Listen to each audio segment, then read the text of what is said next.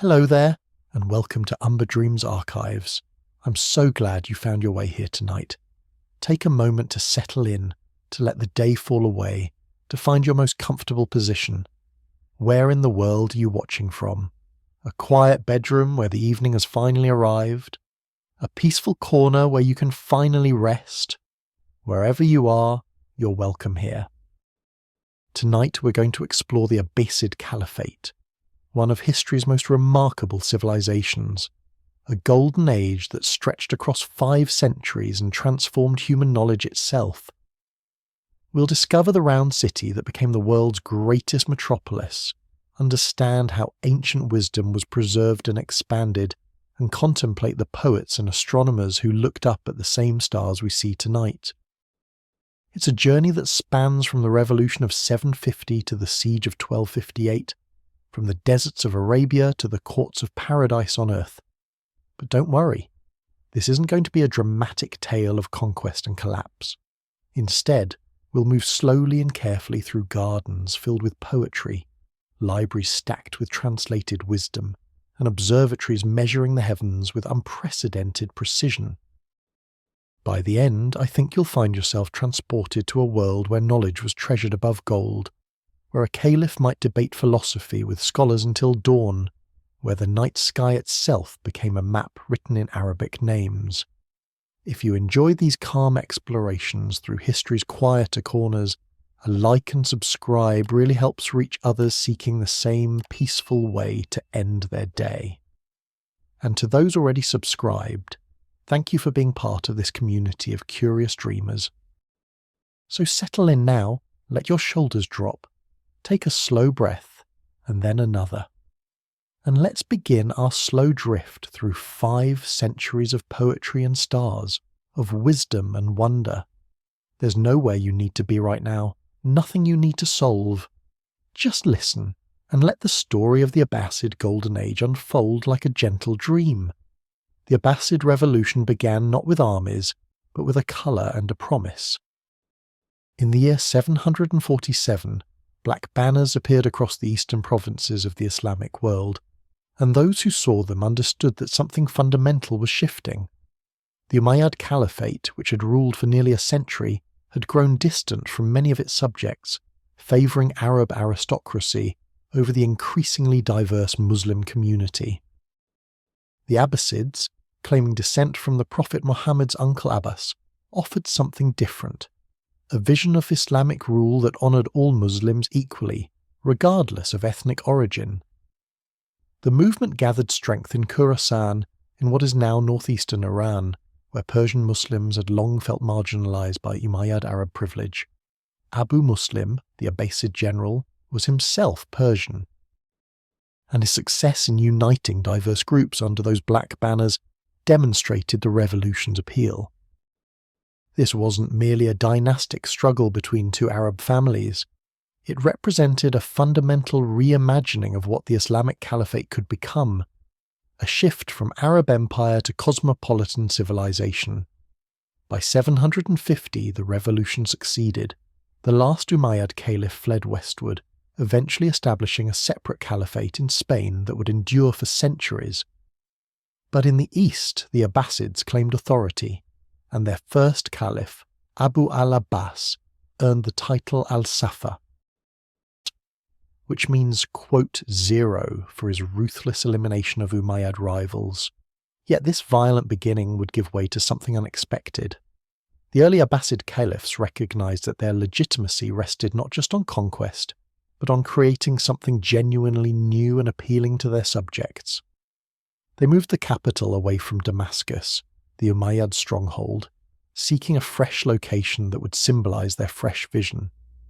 They looked eastward, toward Mesopotamia, toward the ancient crossroads between the Mediterranean world and Persia, between the Arabian deserts and the Silk Road. They looked toward a site on the Tigris River where they would build something unprecedented. This decision to move the capital eastward was more than political strategy. It represented an opening toward Persian culture, toward the administrative sophistication of the old Sasanian Empire, toward the intellectual traditions that would soon transform Islamic civilization. The Abbasids were Arabs by descent, Muslims by faith, but increasingly cosmopolitan in outlook. And this cosmopolitanism, this willingness to embrace wisdom from all cultures, would define what came next.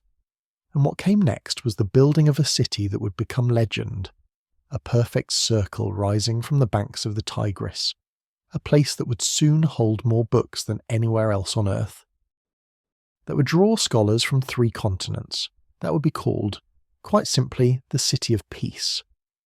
In 762, the second Abbasid Caliph, al-Mansur, began constructing a new capital unlike any city built before. He called it Madinat al-Salam, the City of Peace, but the world would know it as Baghdad. The design itself was revolutionary, a perfect circle, nearly 2 miles in diameter, surrounded by massive walls that rose like man-made mountains from the Mesopotamian plain. 4 gates, aligned with the cardinal directions, opened onto roads that led to the farthest corners of the known world. At the very centre of this circle stood the Caliph's palace, topped with a green dome visible for miles across the flat landscape, and beside it the grand mosque where Friday prayers gathered the faithful. From this central point, the city radiated outward in concentric rings of boulevards and districts, markets and gardens, a geometric perfection that reflected both practical urban planning and a vision of cosmic order. Al-Mansur consulted astrologers to choose the most auspicious moment to lay the first brick, seeking alignment between earthly authority and celestial harmony. The construction employed tens of thousands of workers, craftsmen from across the empire bringing their particular skills to this unprecedented project. Persian architects contributed their knowledge of grand structures. Arab engineers drew on desert expertise in managing water. Byzantine artisans, some prisoners of war, some hired for their unmatched skills, created mosaics that would dazzle visitors for centuries. The result was a city that announced, merely by existing, that something remarkable was happening here, that the Abbasid Caliphs intended to build not just a political capital, but a centre of civilization itself. Within decades, Baghdad's population swelled to perhaps 500,000 people, possibly more, making it one of the largest cities on earth alongside Constantinople and Chang'an. The circular design of the original city couldn't contain this growth, and new quarters sprang up beyond the walls, sprawling along both banks of the Tigris. Markets specialised in goods from unimaginable distances: Chinese silk and paper, Indian spices and steel, African ivory and gold, Byzantine glasswork, furs from the far north. You could walk through Baghdad's bazaars and see the entire known world compressed into a few square miles. But what made Baghdad truly extraordinary wasn't just its size or wealth or geometric perfection. What made it legendary was what happened inside those walls and beyond them, in the libraries and observatories, the hospitals and schools, the gardens where poets recited, and the courtyards where philosophers debated until dawn. Baghdad became, quite deliberately, a place where knowledge itself was treasured, where the pursuit of understanding was encouraged, where a scholar could find patronage and a book collector could find paradise. This transformation didn't happen by accident. It required caliphs who valued learning, who saw no conflict between faith and philosophy, who believed that gathering the world's wisdom and expanding upon it was itself a holy endeavour. And among these caliphs, one stands out not just for his political power, but for his embodiment of everything the Abbasid Golden Age represented. A ruler who was simultaneously warrior and poet, administrator and aesthete. A figure who would inspire legends told for over 1,000 years. Harun al-Rashid became caliph in 786, and during his reign of 23 years, Baghdad reached perhaps its most brilliant flowering. Later generations would romanticize his court, transforming the historical Harun into the semi-mythical caliph of the 1001 Nights.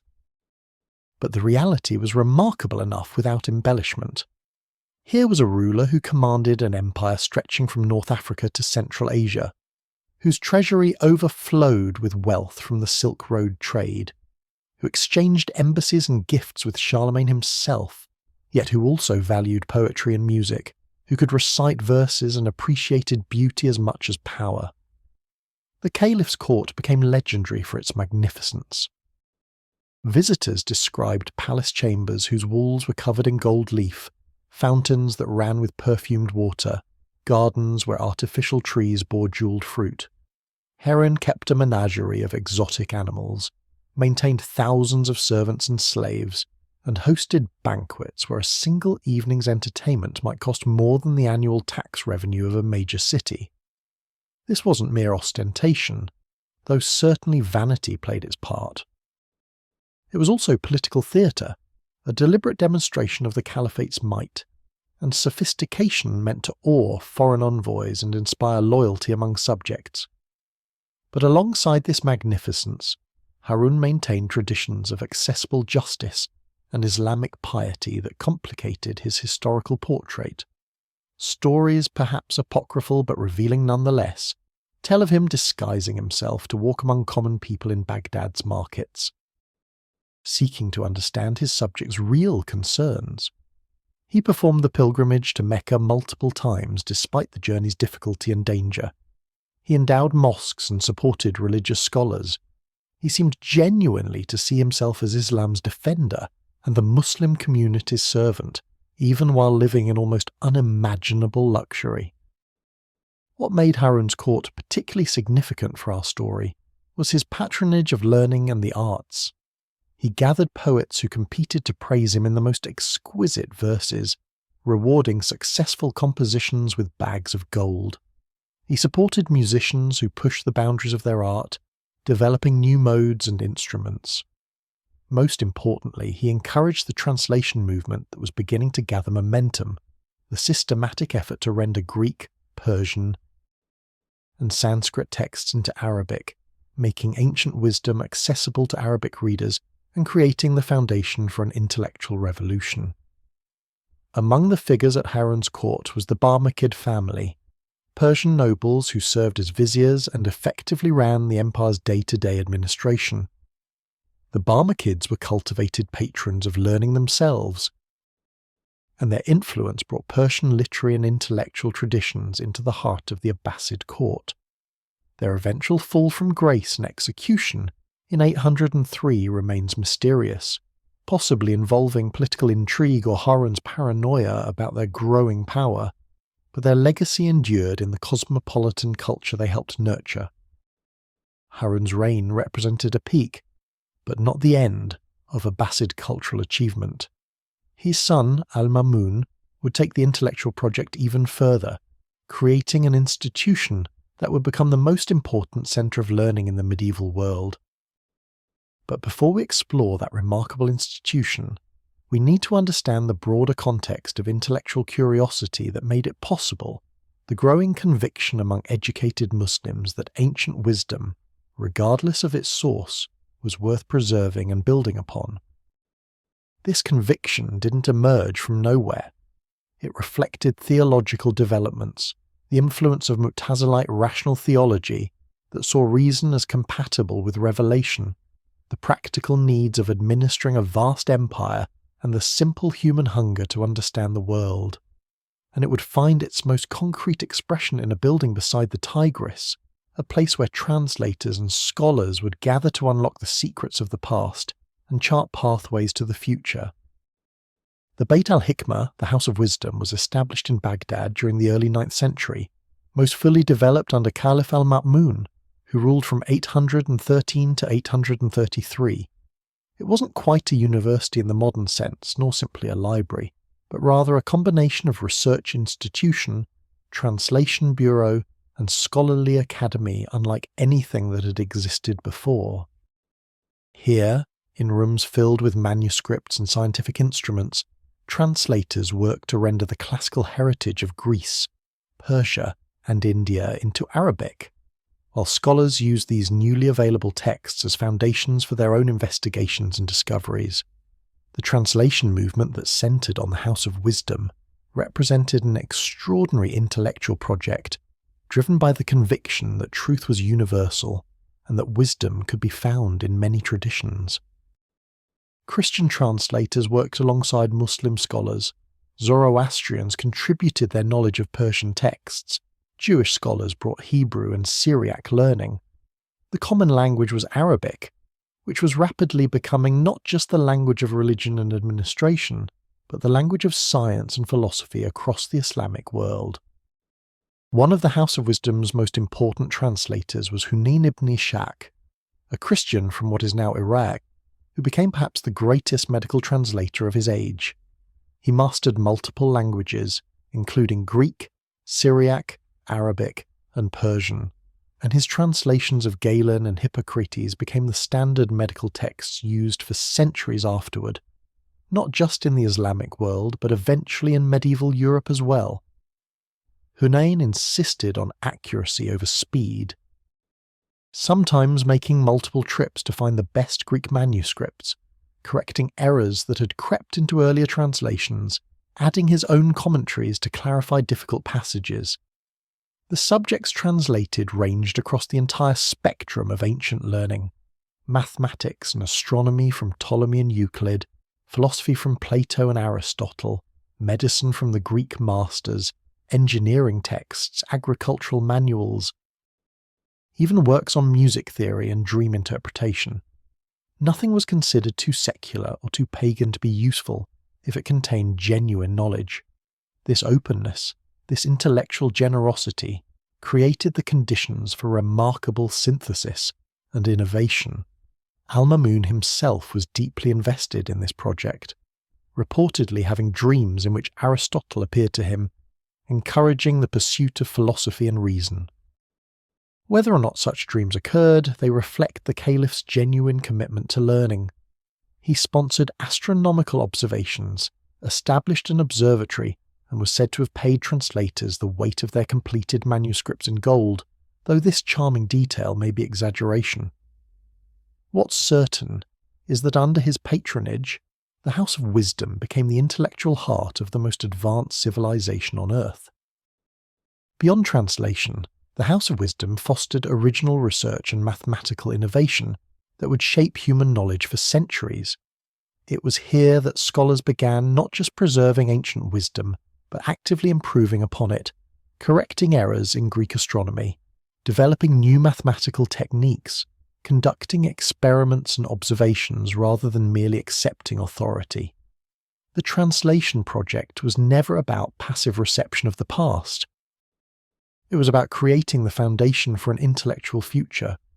This brings us naturally to consider specific achievements emerging from this culture of learning, beginning with a scholar whose name became an English word, whose work established an entire branch of mathematics, whose innovations would eventually travel across continents to transform European mathematics and science. Let's turn our attention now to the man known in the West as Algorithmi, whose full name was Muhammad ibn Musa al-Khwarizmi, and whose contributions remind us that medieval Baghdad was solving mathematical problems that would have baffled most of contemporary Europe. The scholars of the House of Wisdom faced challenges we might not immediately appreciate. Ancient Greek texts often existed in multiple versions, some corrupt, some incomplete. Scattered across monasteries and private collections from Egypt to Anatolia, finding the best manuscripts required contacts, travel, substantial financial resources, and patient persistence. Then came the actual work of translation, which required not just linguistic skill but deep understanding of the subject matter. You cannot accurately translate a mathematical proof or philosophical argument without understanding the reasoning involved. What made the Abbasid translation movement particularly successful was its systematic nature and the support it received from caliphs and wealthy patrons who understood the value of knowledge. Translators worked in teams, often with specialists in specific fields reviewing and correcting each other's work. A medical translator might consult with practicing physicians to ensure terminology was accurate and useful. An astronomical translator might work alongside observers using instruments to verify ancient calculations and claims. The process of translation itself spurred intellectual development. When translators found contradictions between different Greek authorities or encountered claims that seemed doubtful, they noted these problems, wrote commentaries, conducted their own investigations. Translation was never merely mechanical copying from one language to another, but rather an active intellectual engagement with ideas, testing them, questioning them, building upon them. This critical approach distinguished the Abbasid translation movement from earlier, more passive preservation efforts. Consider how translations of Euclid's Elements reached Baghdad, and were not just rendered into Arabic, but improved with clearer proofs and additional propositions.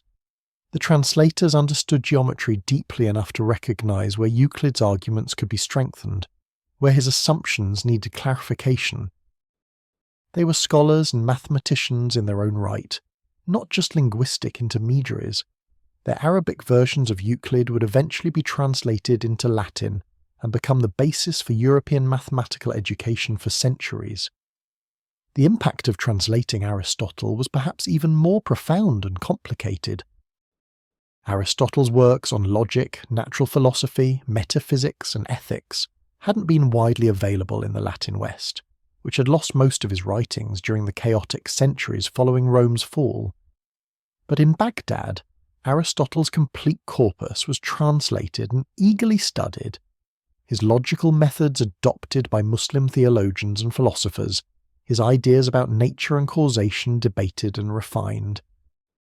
This created an Aristotelian tradition in Islamic philosophy that would, centuries later, reintroduce Aristotle to Christian Europe through translations from Arabic. Indian mathematical and astronomical texts also reached Baghdad through this translation movement, bringing the decimal number system and the concept of zero, bringing sophisticated astronomical calculations and trigonometric techniques that exceeded what the Greeks had achieved. Persian texts contributed knowledge of engineering, agriculture, statecraft.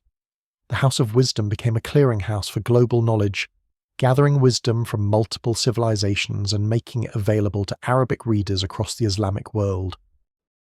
What's remarkable is how quickly this translated knowledge spread beyond Baghdad itself.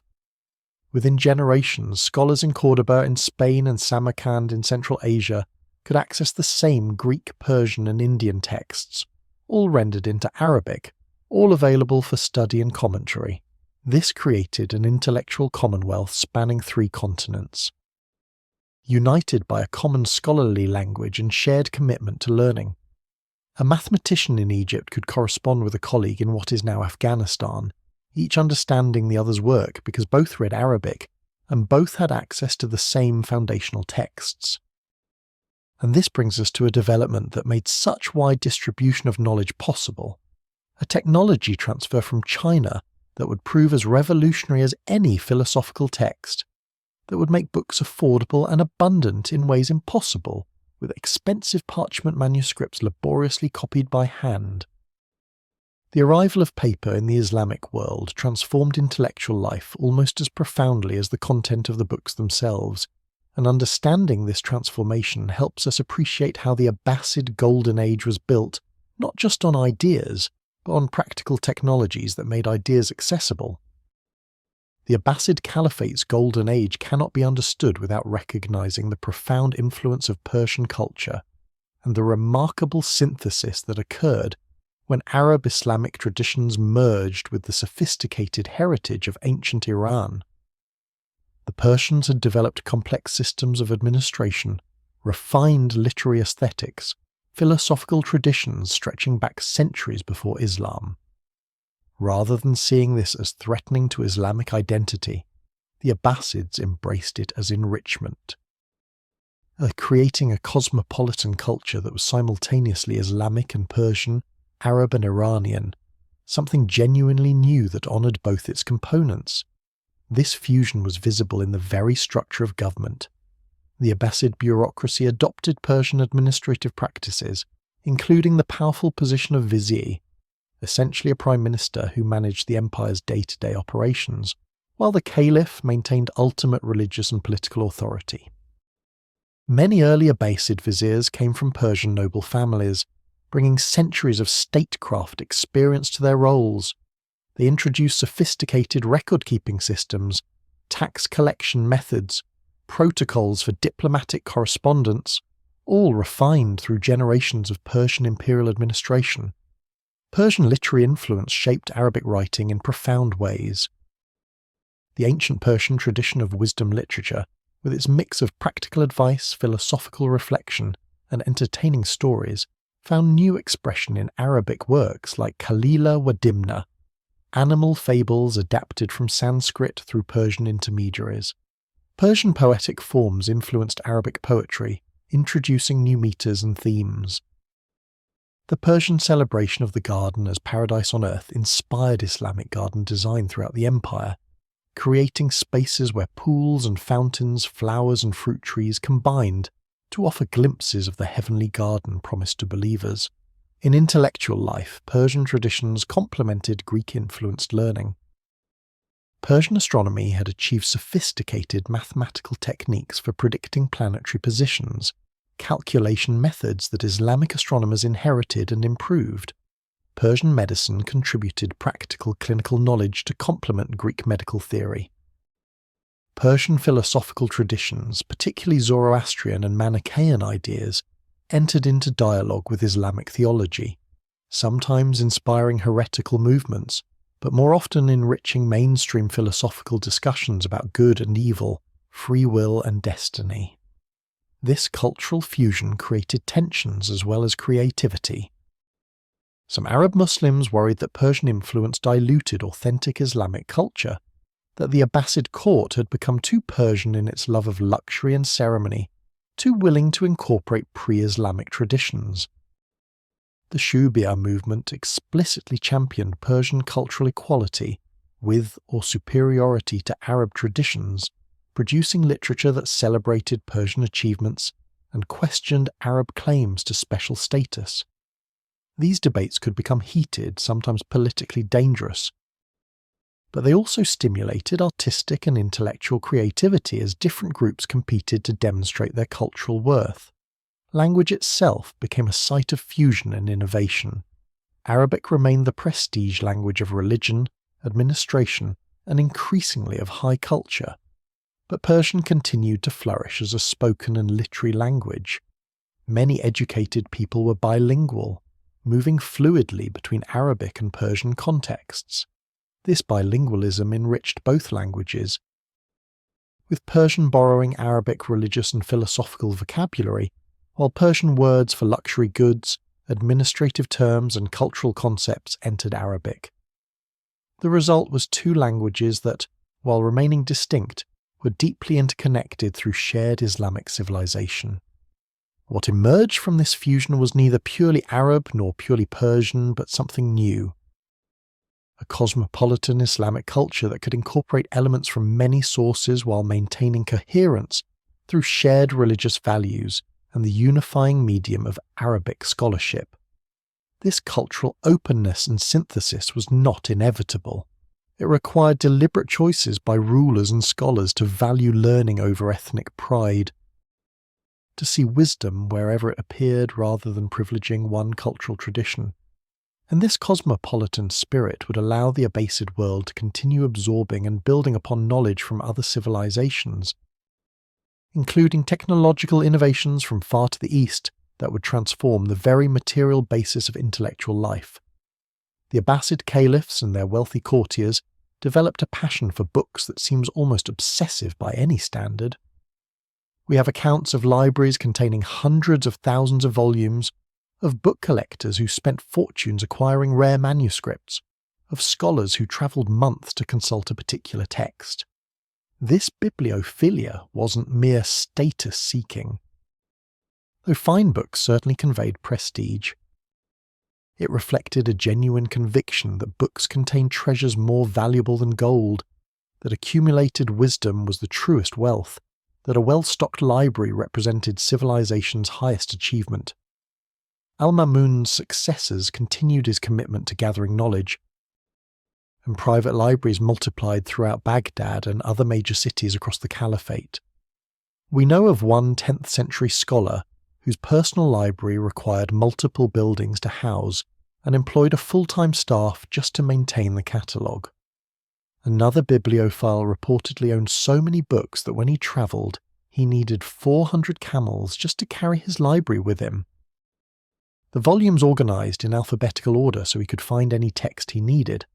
These numbers strain belief, possibly reflecting exaggeration or confused accounts, but they speak to a culture that valued books extravagantly. The physical books themselves were beautiful objects, carefully copied on high-quality paper by professional scribes whose calligraphy was considered an art form comparable to painting. Wealthy patrons commissioned illuminated manuscripts with elaborately decorated title pages, with margins filled with geometric and floral patterns in gold and brilliant colours. A truly fine book was a work of art that engaged multiple senses. The visual beauty of the script and decoration, the pleasant feel of smooth paper, even the smell of high-quality ink. Books were made to be treasured, to be displayed, to convey their owner's cultivation and taste. What's particularly interesting is the range of texts that collectors sought. Religious works certainly, including Qur'ans that were themselves works of art, along with hadith collections and legal texts, but also poetry and history, scientific treatises and medical manuals, mathematical works and philosophical dialogues, even works of entertainment like story collections and joke books. A well-rounded library was expected to cover all areas of knowledge, not just religious learning. This reflected an ideal of education that valued breadth, that saw connections between different fields, that believed a truly educated person should know something of astronomy and grammar, history and medicine, not just narrow specialization. Baghdad's book markets became famous throughout the known world. The Souk al-Warakin, the market of the paper and booksellers, was where scholars browsed for new acquisitions, where collectors sought rarities, where students purchased the texts they needed for their studies. Professional copyists took commissions to reproduce requested works. Booksellers specialized in particular subjects, some focusing on poetry, others on medical texts or mathematical works. Authors sometimes read their new works aloud in the book market to build interest before copies became available. The book market was simultaneously commercial enterprise and literary salon, marketplace, and intellectual crossroads. This culture of book collecting and library building had profound intellectual consequences. Where knowledge existed primarily in rare manuscripts held in a few locations, access was limited to those who could travel or had personal connections to manuscript owners. But with multiple copies of important works distributed across many libraries in many cities, more scholars could engage with cutting-edge learning, could build upon each other's work, could participate in shared intellectual conversations. The proliferation of books democratized knowledge to an unprecedented degree, at least within educated circles. It also meant that when political upheavals occurred, when particular cities fell or libraries burned, knowledge wasn't necessarily lost because copies existed elsewhere. This redundancy provided insurance against the accidents of history. Of course, many works were lost nonetheless, either because only one or two copies existed or because political chaos destroyed multiple libraries simultaneously. But the Islamic world's commitment to book production and collection meant that remarkably large portions of ancient Greek, Persian, and early Islamic learning survived to be transmitted to later civilizations. And that brings us to an innovation that made this whole culture of books and libraries possible on such a large scale. A technology that arrived along the Silk Road from China and was quickly adopted and improved upon by Abbasid craftsmen. Without this technology, books would have remained expensive luxuries accessible only to the very wealthy. With it, the dream of widespread learning, of libraries holding hundreds of thousands of volumes, of knowledge available to anyone who sought it, became achievable. Let us consider now the transformation that paper brought to the Islamic world. In 751, near the city of Talas in what is now Kazakhstan, Abbasid forces clashed with the Chinese army in a battle that would have far-reaching consequences that neither side could have anticipated.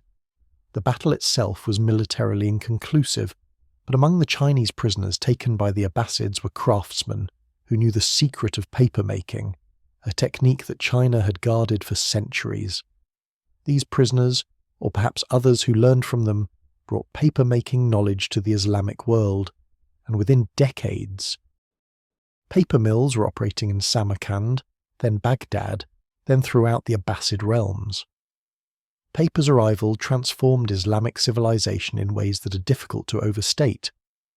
Before paper, books were written on parchment made from animal skins, an expensive material that required raising and slaughtering animals, processing their hides through labor-intensive methods, a material that was never cheap or abundant. A single book might require dozens of animal skins, limiting book production to wealthy patrons or well-funded institutions. But paper could be made from rags, from plant fibers, from materials that were cheap and relatively plentiful. A paper mill could produce in days what would take months to create in parchment. The Islamic world didn't just adopt Chinese paper-making techniques, they improved upon them, experimenting with different fibers and production methods to create papers of varying qualities, suited to different purposes.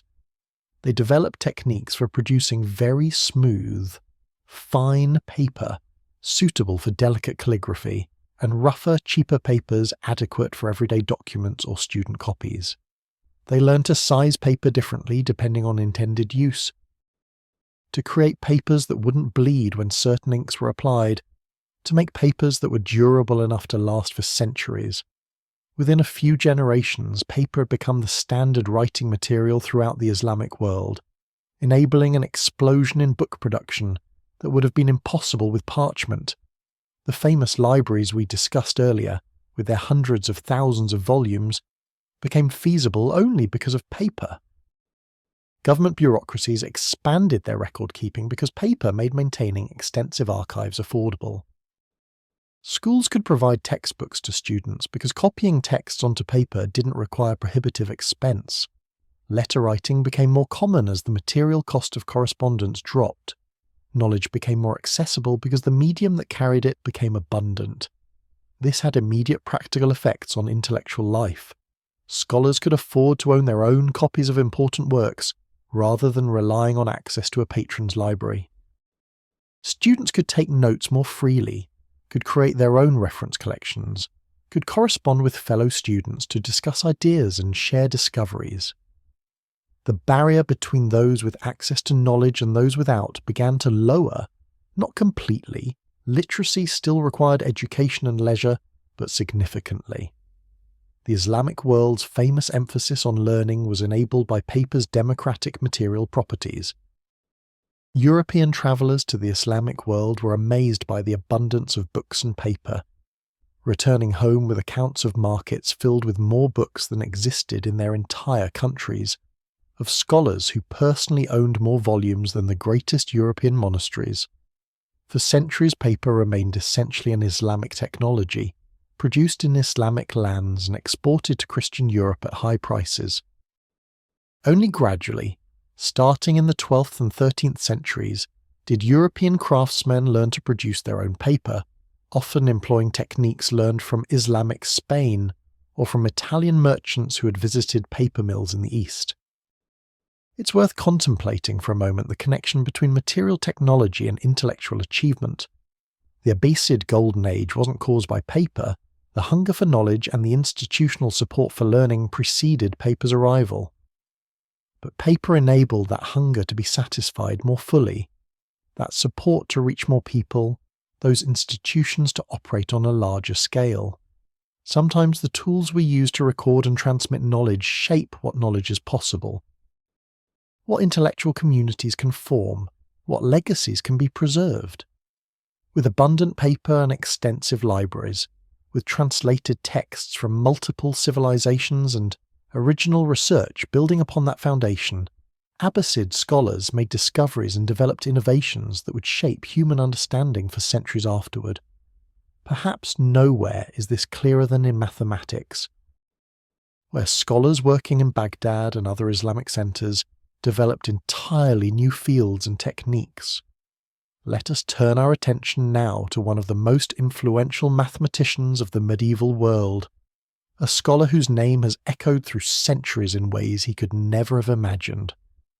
Muhammad ibn Musa al-Khwarizmi worked at the House of Wisdom during al-Mamun's Caliphate in the early 9th century, and his contributions to mathematics were so significant that his name became embedded in the English language itself. The word, quote, one derives from the Latinized version of his name, algorithmi, because his books on arithmetic introduced Indian numerals and calculation methods to the Islamic world and eventually to Europe.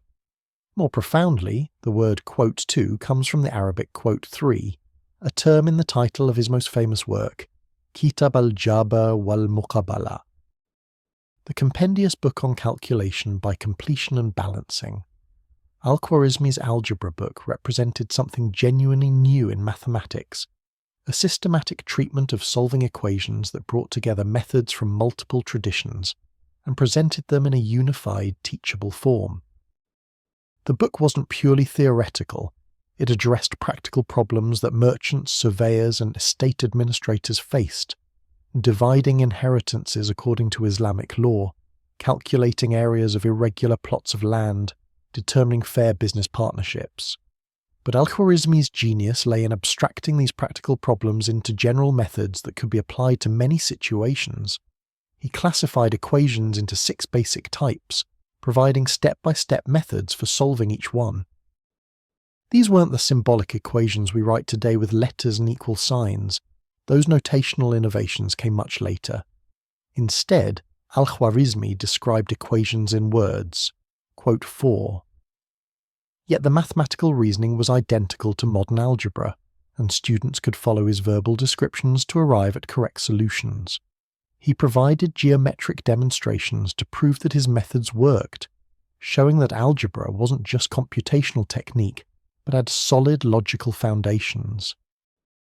What's particularly interesting is how al-Khwarizmi combined influences from different mathematical traditions: Indian numerals and calculation methods, Greek geometric reasoning, Babylonian equation-solving techniques, Islamic legal requirements for fair division, all contributed to his mathematical synthesis. This wasn't cultural appropriation or simple borrowing. It was creative integration, taking the best from multiple sources and forging something new that exceeded any single tradition. This cosmopolitan approach to knowledge characterized the Abbasid intellectual project at its best.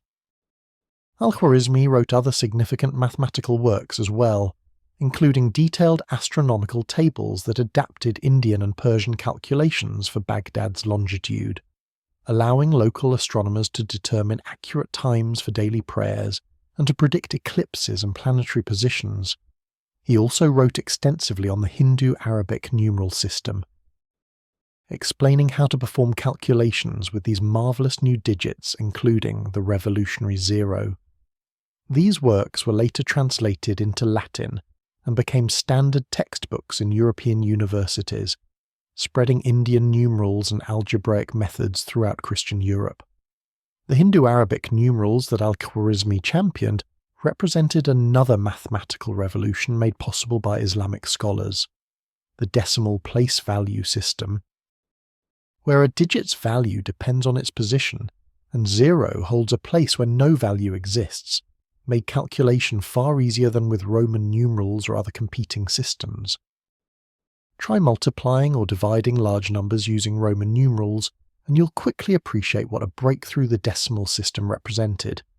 Islamic mathematicians recognized this immediately and adopted it enthusiastically, creating the mathematical notation that the entire world now uses. Al-Khwarizmi's legacy extended far beyond his own writings. He established algebra as a distinct mathematical discipline with its own methods and problems, inspiring generations of later mathematicians to extend and refine his work. Within the Islamic world, algebra became a standard part of mathematical education, with later scholars solving increasingly complex equations, developing more sophisticated techniques, pushing toward what we now call higher algebra. And when his works reached Europe in Latin translation, they seeded a mathematical revolution there as well. But mathematics wasn't the only science where Islamic scholars made fundamental contributions during this golden age. Astronomy also flourished, with observatories built to surpass anything the Greeks or Persians had achieved. Let us consider now how Abbasid astronomers looked up at the night sky and saw not just divine creation, but a realm that could be understood through careful observation and mathematical analysis. The demanded instruments of unprecedented precision and theoretical frameworks capable of predicting celestial movements centuries into the future. The night sky fascinated Abbasid astronomers for both religious and scientific reasons. Determining accurate prayer times required knowing the sun's position. Predicting the beginning of lunar months for the Islamic calendar demanded precise observation of the moon.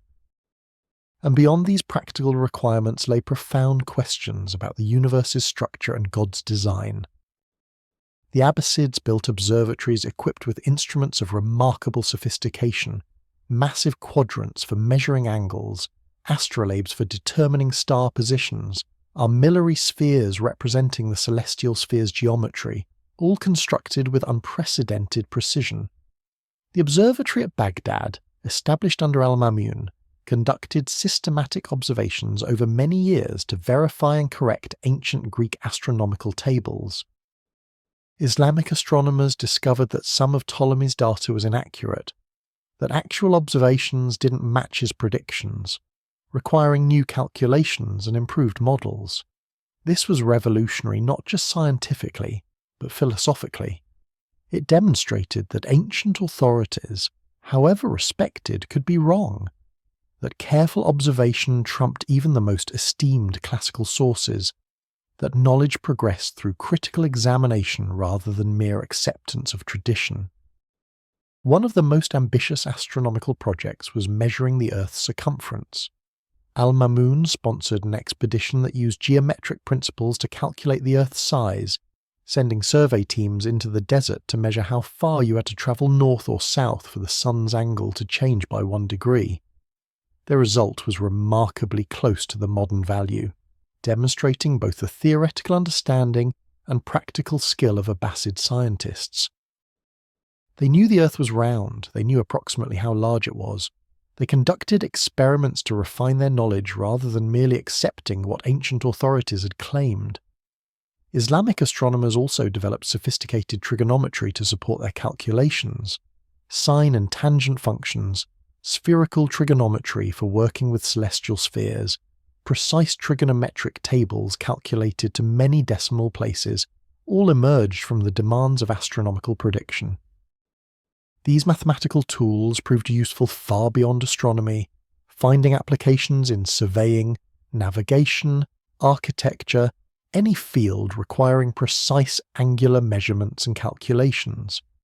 The connection between pure mathematics and practical application was always close in Islamic science, each enriching the other. Star names tell another part of this story. Many of the brightest stars still bear Arabic names, or names derived from Arabic: Aldebaran, Rigel, Betelgeuse, Deneb, Vega, dozens more.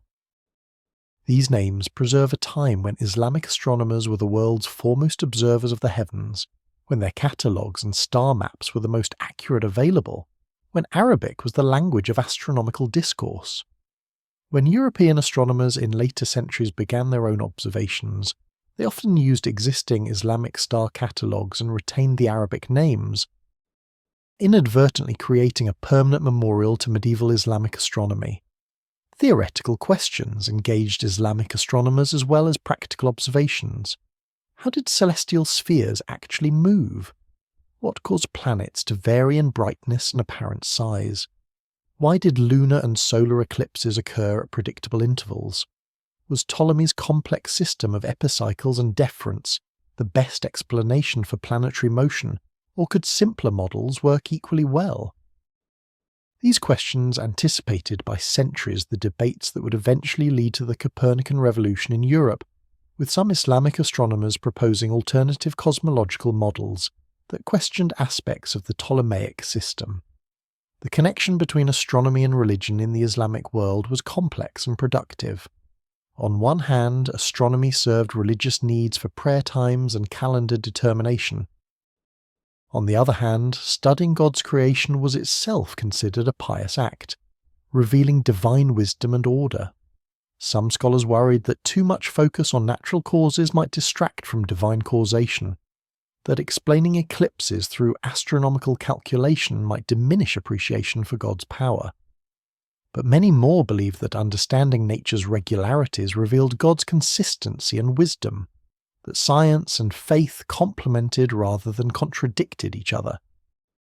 And this brings us to a realm of achievement that combined religious devotion, aesthetic sensibility, linguistic sophistication, and profound human emotion in forms that still move us today across centuries and cultural differences. Let us turn our attention now from the mathematical precision of astronomy to the musical precision of poetry, from instruments that measured stars to verses that measured the human heart, from the night sky to the garden where poets gathered under that same sky to compete in creating beauty from words. Poetry held a place in Abbasid culture that's difficult for us to fully appreciate today, something closer to how we might view music or film, a central art form that nearly everyone engaged with to some degree. The Caliph's court maintained salaried poets whose verses celebrated victories, mourned losses, praised the ruler's virtues, and entertained at banquets. But poetry wasn't confined to elite circles. Market storytellers recited verses, students memorized classical poems as part of their education, lovers exchanged poetic messages, and even ordinary people were expected to know famous verses and to appreciate poetic excellence. The Abbasid period saw Arabic poetry evolve from its classical desert origins toward more urban, sophisticated forms. The old pre-Islamic qasida, with its conventional structure of desert scenes and camel descriptions, gave way to poems that reflected city life, garden parties, intellectual debates, the complexities of court politics. Poets experimented with new meters and rhyme schemes, introduced Persian and Greek literary influences, wrote about wine and music and philosophical questions as well as traditional themes of love and valour. The range of acceptable poetic subjects expanded dramatically. Abu Nuwas, perhaps the most famous Abbasid poet, exemplified this new urbane sensibility. He wrote scandalous verses celebrating wine and male beauty in ways that violated Islamic prohibitions, yet his technical mastery and creative brilliance won him fame and patronage at Harun al-Rashid's court. His poetry was simultaneously refined and transgressive, learned and playful, sophisticated enough to please cultured caliphs while accessible enough to be memorized and recited in taverns. He represented poetry's ability to push social boundaries while demonstrating linguistic excellence. The majlis, the poetry gathering or salon, became a central institution of Abbasid literary culture. Poets would gather in a patron's garden or palace chamber to recite their latest compositions, to compete in improvisation contests, to critique each other's work and debate points of style and meaning. These weren't casual affairs. Reputations were made or destroyed at important majlis. Successful poets could earn fortunes while failed ones might be publicly humiliated. The atmosphere mixed genuine appreciation for poetic artistry with intense competitive pressure and the constant need to please powerful patrons. What's remarkable is the critical apparatus that developed around poetry. Literary theorists wrote systematic treatises analysing what made poetry excellent, categorising different styles and techniques, debating whether meaning or form was more important, whether innovation or adherence to classical standards deserved higher praise. This was literary criticism at a sophisticated level, comparable to what we associate with much later European movements. Poetry wasn't just created and enjoyed, it was analysed, theorised, embedded in elaborate frameworks of aesthetic judgment. Women participated in this poetic culture as well, though less visibly than men and with more restrictions. We know of female poets who gained fame for their verses, women from aristocratic or educated backgrounds who could afford literary training and who moved in circles that valued their contributions. Some women wrote love poetry addressed to men or to other women. Some composed devotional verses, some created political poetry supporting particular factions or causes. Their work reminds us that Abbasid intellectual culture, while certainly male-dominated, wasn't entirely exclusive.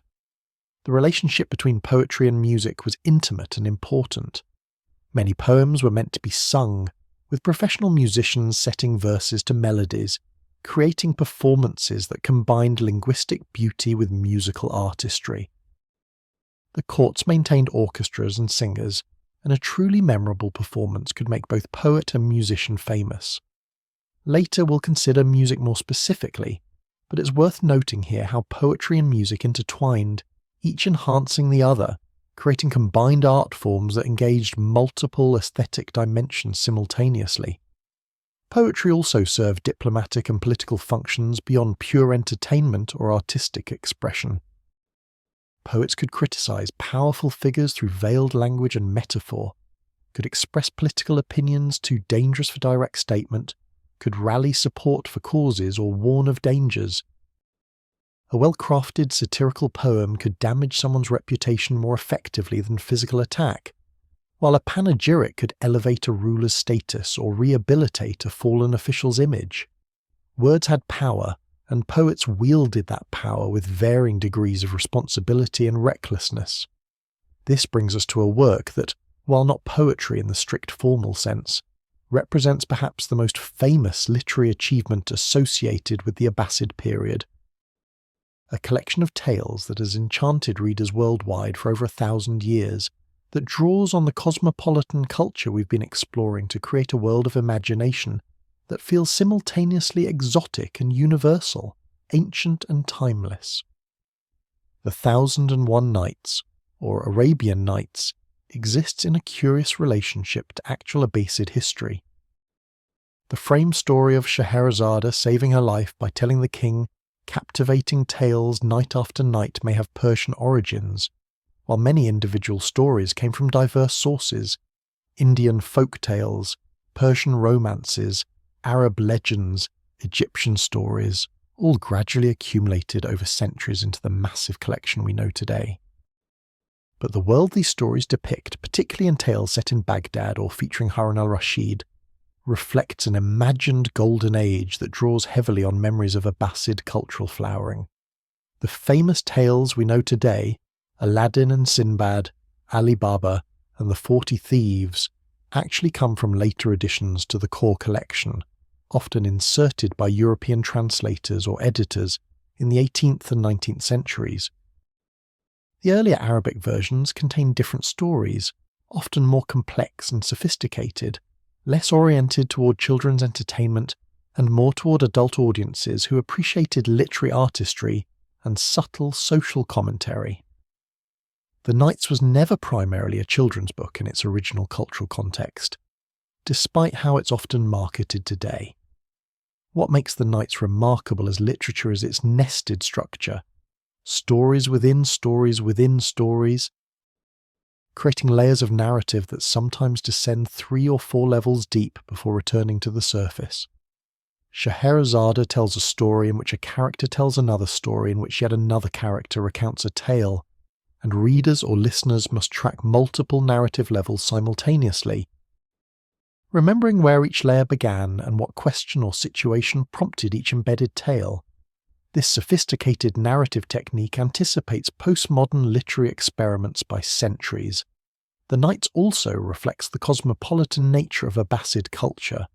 Stories move easily between Baghdad and Basra, Cairo and Damascus, with characters travelling to India or China, encountering merchants and sailors who've journeyed even farther. Magic exists comfortably alongside mundane trade. Jinns and sorcerers operate in the same world as caliphs and fishermen, the supernatural and natural interweave without contradiction.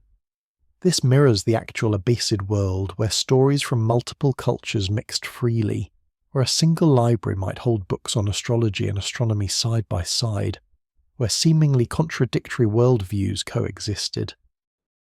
The depiction of Harun al-Rashid in the Knights illustrates how historical figures became legendary.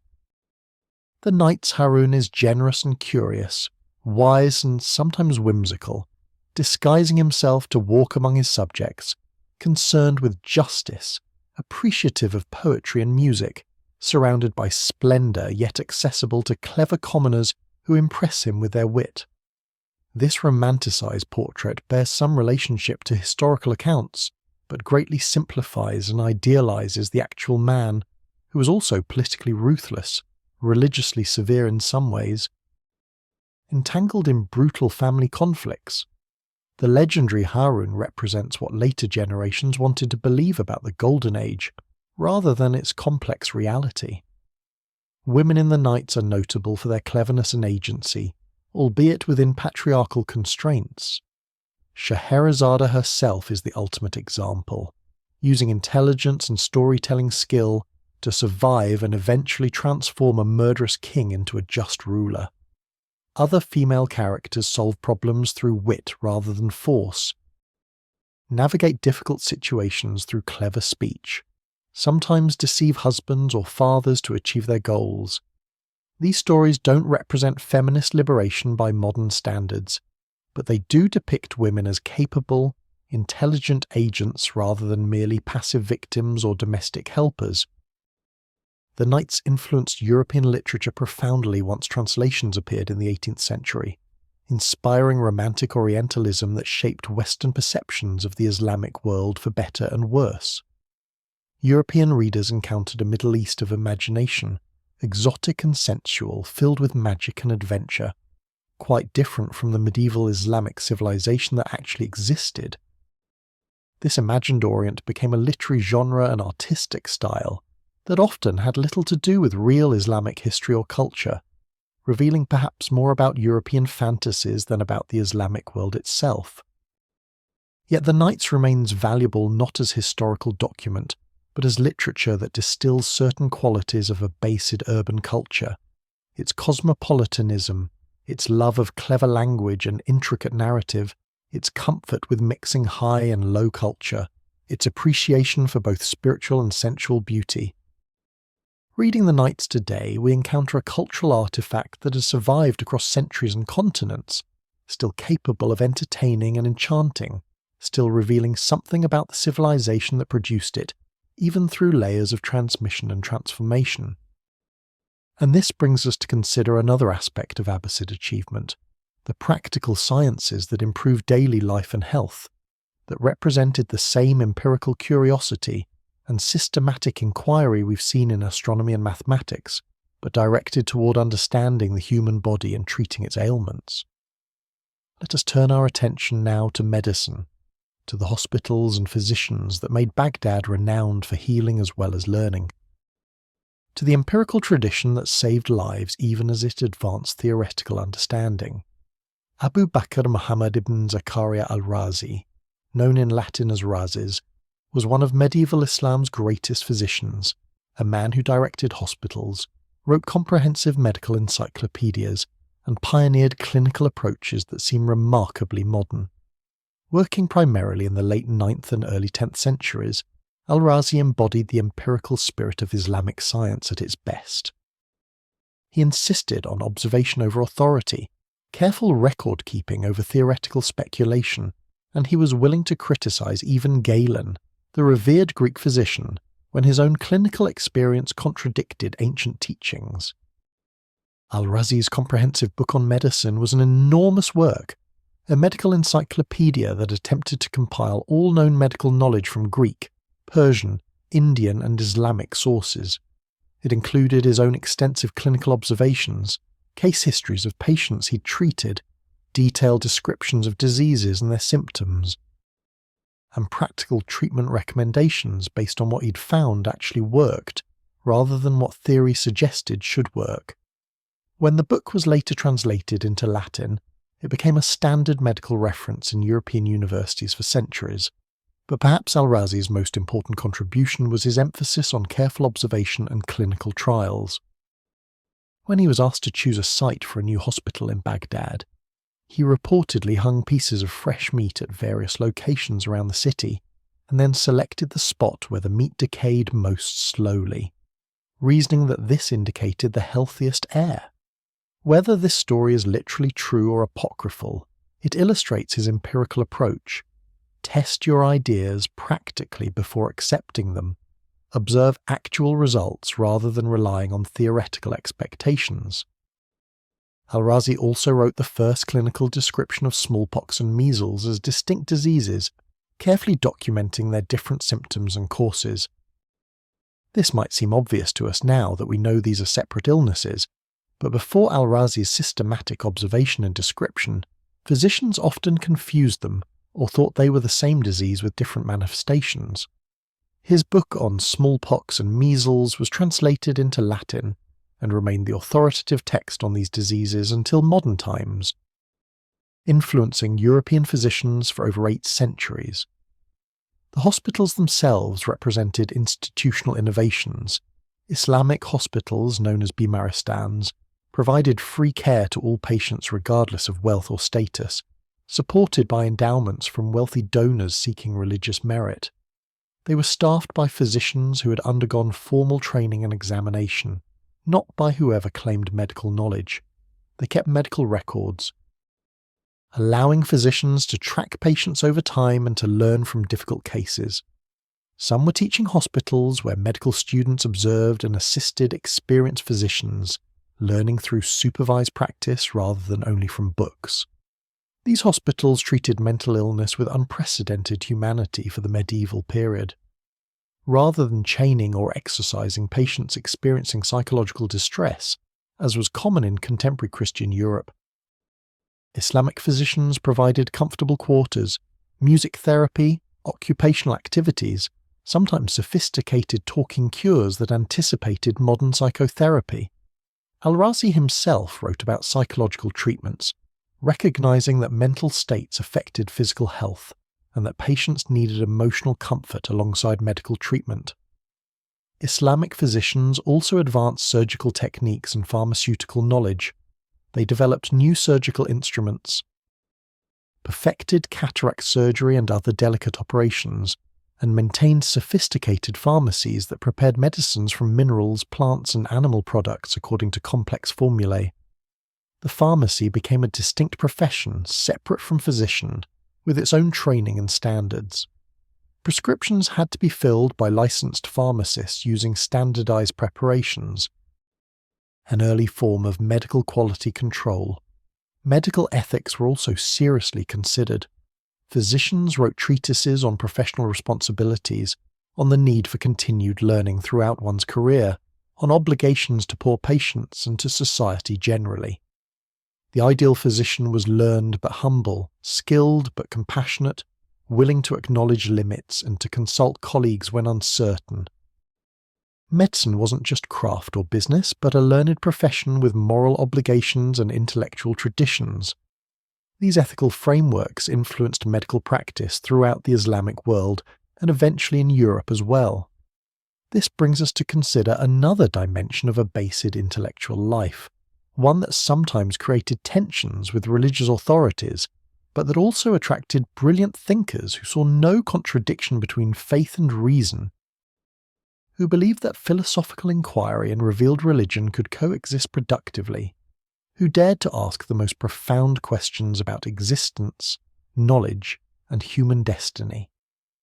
Let us turn our attention now to philosophy, to the brave souls who walk the narrow path between orthodox faith and rational inquiry.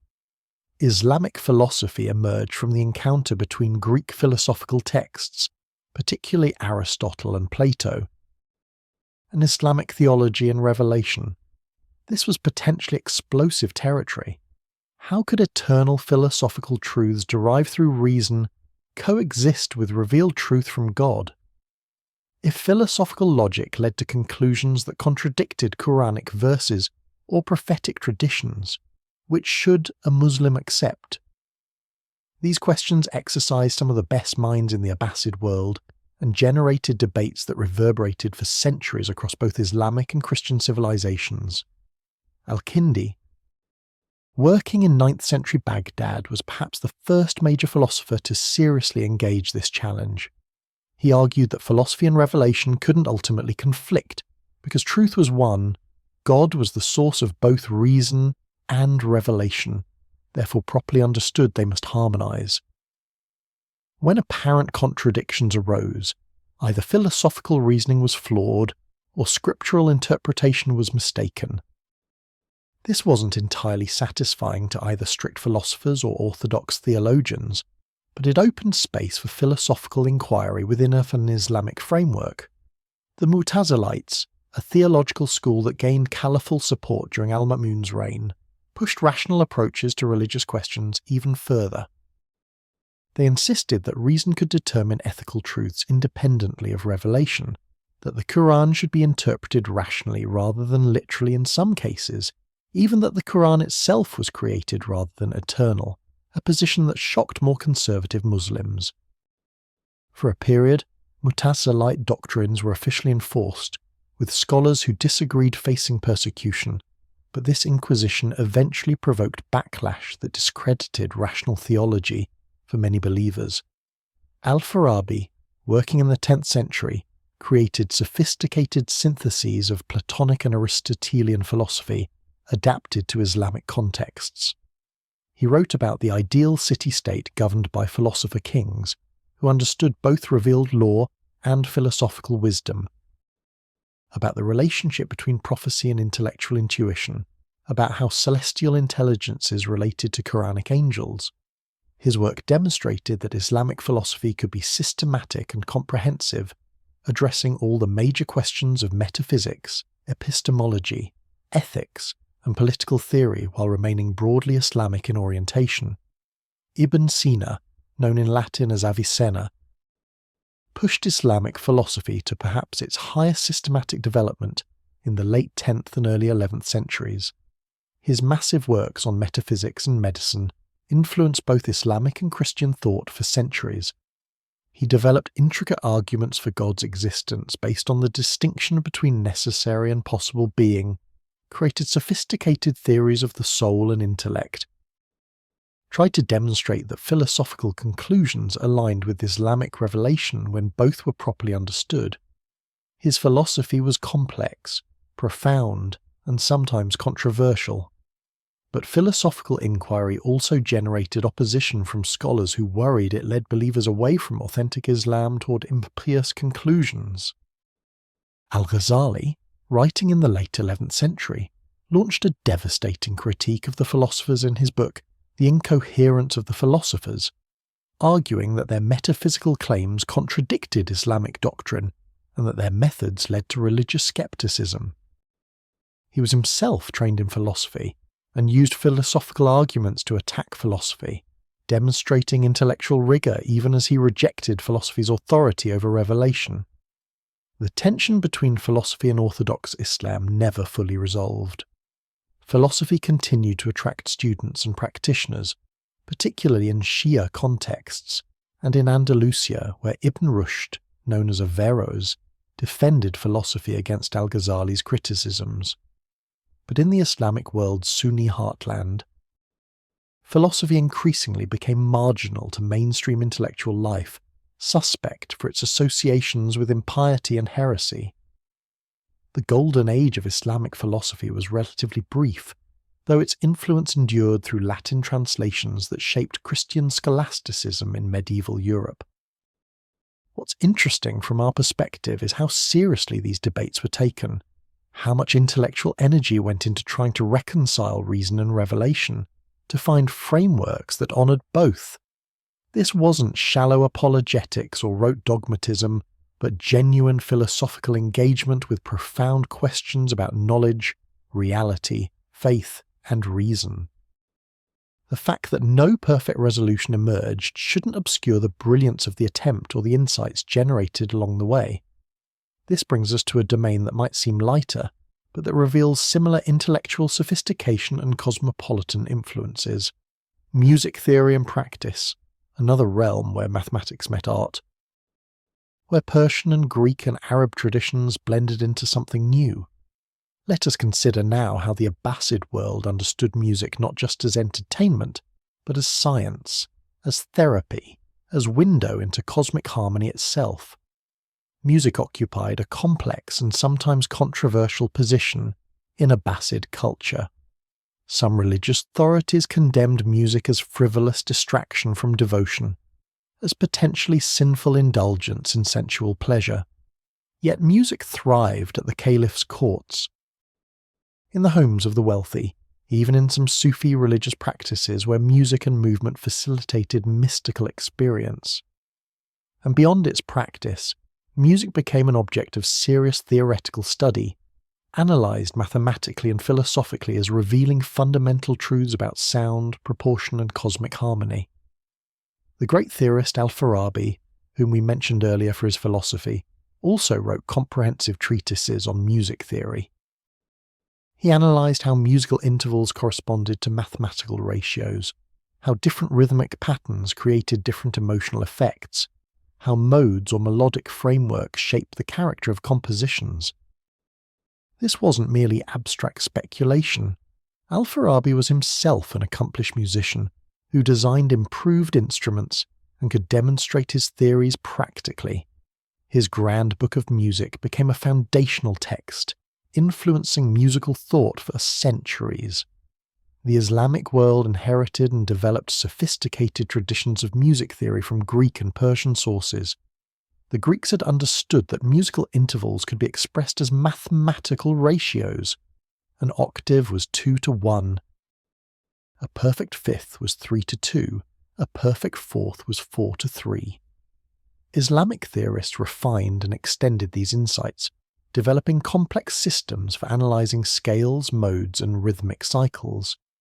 They created notation systems, though less precise than modern Western notation, that allowed composition and performance of increasingly elaborate music. Musical instruments also evolved and diversified. The oud ancestor of the European lute became the prestige instrument of court music. Capable of subtle expression and complex melodies, Persian instruments like the santur, a hammered dulcimer, brought new timbres and techniques. Wind instruments, various types of drums and percussion, all contributed to ensemble performances that could include a dozen or more musicians playing coordinated parts. The sophistication of musical performance matched the sophistication of theoretical understanding. Music was also employed therapeutically in hospitals and healing contexts. Physicians believed that particular musical modes could affect the balance of bodily humours, that appropriate music could calm agitated patients or energize lethargic ones. The sound itself had medical properties beyond its emotional effects. Hospitals sometimes employed musicians to perform for patients, particularly those suffering from mental or nervous disorders. While the medical theory behind this was based on ideas we no longer accept, the observation that music affects mood and healing remains valid and is still studied today. Sufi mystics developed elaborate musical practices as part of their spiritual disciplines. The Sameh, or spiritual concert, combined music, poetry, and sometimes dancing to induce religious ecstasy and closer connection with the divine.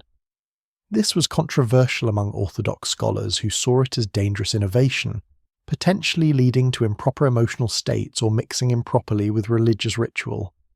But for Sufis, music was a powerful tool for spiritual transformation, a way to bypass intellectual barriers and experience divine presence directly through sound and movement. The transmission of musical culture worked differently than written knowledge. While theoretical treatises could be copied and studied like other texts, actual musical traditions required direct teacher-to-student transmission, learning by listening and imitating, absorbing performance practices that couldn't be fully captured in writing. Famous musicians took apprentices who learned their master's style and techniques through years of practice and observation. This created lineages of musical transmission parallel to the written transmission of scientific and philosophical knowledge. What emerges from studying Abbasid music is another example of synthesis and innovation.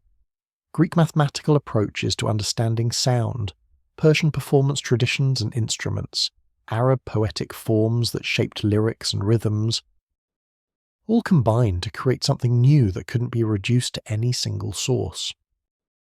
And this music wasn't merely entertainment for elites, though certainly courts sponsored magnificent performances. It touched many levels of society, from Sufi gatherings seeking divine connection, to market musicians entertaining common people, to theoretical texts analysing the mathematics of beautiful sound. This brings us to a quieter but important topic: the women who participated in this intellectual and artistic flowering, despite restrictions and obstacles, whose voices reached us often indirectly, but whose presence reminds us that the Abbasid Golden Age involved more people than just the famous male scholars and poets, whose names fill historical accounts. Let us turn our attention now to these often overlooked participants in the cultural renaissance we've been exploring. Reconstructing women's intellectual and artistic participation in the Abbasid Golden Age requires reading between the lines of sources written primarily by and about men, noting brief mentions of female scholars and poets, recognizing that absence from records doesn't necessarily mean absence from activity. We know that some wealthy and aristocratic women received extensive education, that slave women trained as entertainers might become highly accomplished singers and poets, that in some contexts women could participate in literary salons and scholarly discussions. But we must acknowledge that most women's voices were silenced, or never recorded, their contributions lost to history. Among the women whose poetry survived, we find remarkable versatility and emotional depth. Walada bint al-Mustakfi was an 11th century Andalusian princess and poet famous for her beauty, wit, and scandalous independence. She hosted a literary salon where male and female poets competed. She wrote love poetry to the male poet Ibn Zaydun, with whom she had a passionate and troubled relationship, and she composed verses that celebrated her own charms and intellect, with a confidence that shocked some contemporaries. Her existence proves that at least some women claimed public literary voices, though her aristocratic status and exceptional circumstances were necessary preconditions. Female slaves trained as entertainers, called Kian, occupied an interesting position in Abbasid culture. They were property, owned by wealthy men or professional trainers who educated them in music, poetry, conversation, and other arts meant to please male patrons. This was obviously oppressive, and we shouldn't romanticize it. Yet some Kian achieved considerable fame and influence, becoming wealthy themselves, sometimes gaining freedom, occasionally marrying into elite families. Their training was serious and comprehensive, making them among the most educated women in society, though that education served male pleasure and status. We also know of women scholars who studied Hadith and Islamic jurisprudence, who transmitted authentic chains of narration linking them back to the Prophet's companions, whose scholarly credentials were respected by male peers. These women typically came from scholarly families where fathers or husbands encouraged their education, operated within strict gender segregation, and focused on religious rather than secular learning. But they were genuine scholars, their expertise recognized and valued. See, their presence in scholarly networks documented even if less visible than male scholars. Medical texts mention female physicians and surgeons, particularly those who treated female patients in contexts where male doctors couldn't properly examine women while maintaining modesty. We have records of women who specialized in obstetrics and gynecology, treating childbirth complications and women's health issues, passing their knowledge to daughters and female apprentices. This medical practice operated somewhat separately from the male-dominated hospitals and medical schools, leaving fewer written records, but nonetheless providing essential health care. What's most striking in trying to reconstruct women's intellectual participation is how much we simply don't know. How many women's contributions vanished because they weren't recorded, or because their work was attributed to male relatives, because social conventions made female authorship problematic, or because materials were simply lost. The Abbasid Golden Age was real and impressive, but it was also profoundly gendered, with opportunities and recognition flowing overwhelmingly to men, while women's participation required exceptional circumstances and often remained marginal and contested. This is worth acknowledging, not to diminish Abbasid achievements, but to see them more fully and honestly, to recognize that this civilization, like all civilizations, had profound limitations alongside its genuine accomplishments, and this leads us naturally to consider other aspects of Abbasid culture that historical romanticization often obscures: the slavery, the political violence, the religious intolerance that sometimes erupted, the everyday injustices that coexisted with intellectual brilliance and cultural sophistication. But before we examine those darker elements more directly, let us consider one more bright achievement that demonstrates the Abbasid world at its best: the remarkable advances in geography and cartography that allowed people to understand their planet's shape and extent more accurately than ever before, that created maps and descriptions of stunning sophistication that revealed a truly global consciousness centuries before European age of exploration. Islamic geographers and cartographers created works of remarkable sophistication and accuracy between the 9th and 12th centuries, combining direct observation, travellers' reports, astronomical calculations, and inherited knowledge from Greek and Persian sources into increasingly detailed understandings of the world's geography. They knew the Earth was round, they calculated its circumference with impressive precision, they created maps and geographical descriptions covering territories from Spain to China, from sub-Saharan Africa to the steppes of Central Asia. Al-Khwarizmi, whom we met earlier as a mathematician, also contributed to geography by improving upon Ptolemy's world map and coordinates. He corrected many errors in Ptolemy's latitudes and longitudes based on more recent observations and measurements, expanded coverage to include regions unknown to the Greeks, and created new projections attempting to represent the spherical Earth on flat surfaces. His geographical work was less famous than his mathematics, but demonstrated the same empirical spirit: trust observation over authority, correct ancient sources when they're wrong, expand knowledge through systematic inquiry. The Book of Roads and Kingdoms by Ibn Khordadbeh, written in the mid-9th century, described postal routes throughout the Abbasid Empire with remarkable detail: distances between cities, local products and customs, administrative divisions, trade goods moving along each route. This wasn't theoretical geography, but practical information for administrators, merchants and travellers. Yet it also reveals a comprehensive vision of the Islamic world as an interconnected system, with Baghdad at its hub and information flowing inward from the empire's edges to the Caliph's court. Al-Mas'udi, writing in the 10th century, produced the Meadows of Gold, a geographical and historical encyclopedia that drew on his own extensive travels and inquiries. He had visited India and possibly East Africa. He knew the monsoon patterns that enabled Indian Ocean trade. He collected information about distant peoples and places with critical judgment about which reports seemed credible. His work combined geography, history, ethnography, and natural history into a comprehensive vision of the inhabited world as understood from a Baghdad perspective.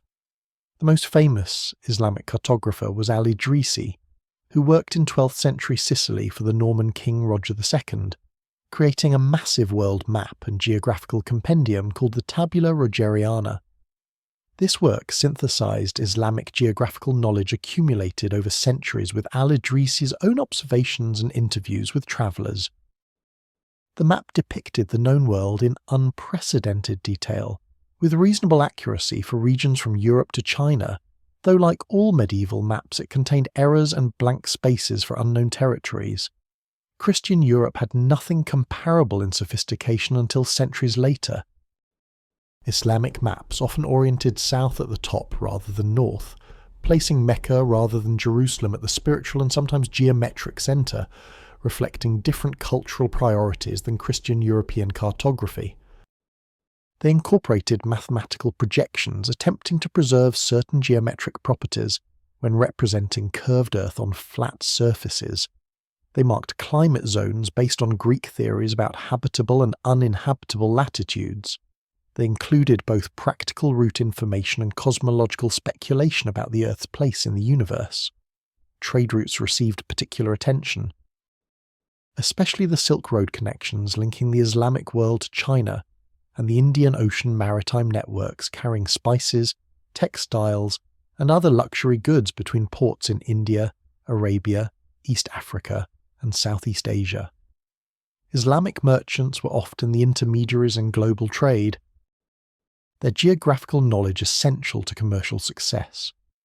The close relationship between commerce and geographical knowledge meant that practical economic needs drove continued refinement of maps and route descriptions.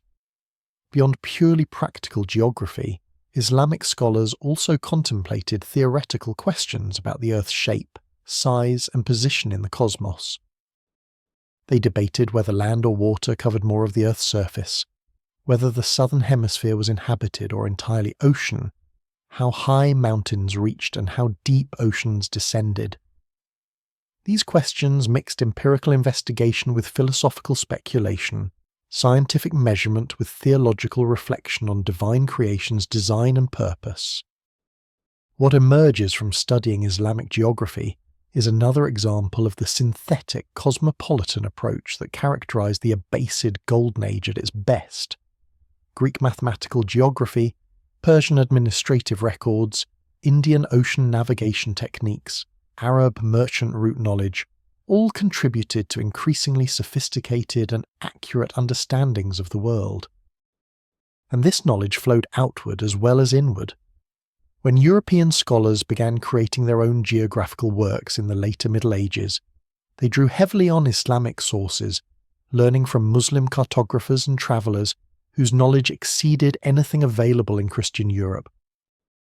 But this brings us to a more difficult part of our story, the recognition that all golden ages contain their own seeds of decline, that the very forces that create cultural flowering can also generate instability and fragmentation.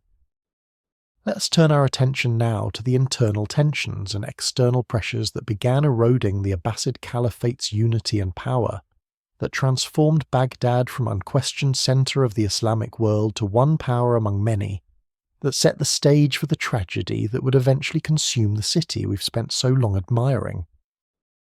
The Abbasid caliphs, seeking loyal military forces unconnected to Arab tribal politics or Persian aristocratic ambitions, began importing Turkish slaves from Central Asia to serve as elite guard units in the 9th century.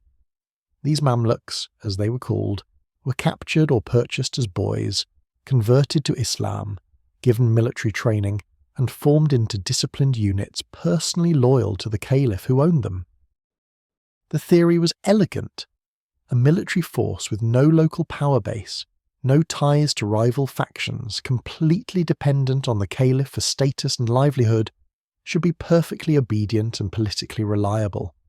In practice, the Turkish guards became powerful political actors in their own right, kingmakers who installed and deposed caliphs at will, who extracted enormous payments for their service, who essentially controlled the caliphs they nominally served.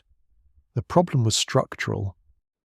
A caliph weak enough to need protection from powerful subjects was also weak enough that his protectors could dominate him, and the Turkish guards, once they realized their collective power, had every incentive to keep caliphs weak and dependent, preventing any ruler from becoming strong enough to dispense with their services or control them effectively. The first clear demonstration of this dynamic came in 861 when Turkish guards assassinated Caliph al-Mutawakkil, who had tried to assert independence from their influence. His successors were often short-lived puppets, installed by military commanders and removed when they proved insufficiently compliant, or when rival factions gained temporary advantage. The caliph retained religious prestige and theoretical authority, but real power shifted to whoever commanded the most effective military forces, increasingly the Turkish guard commanders and their clients. This military dominance created vicious cycles of instability.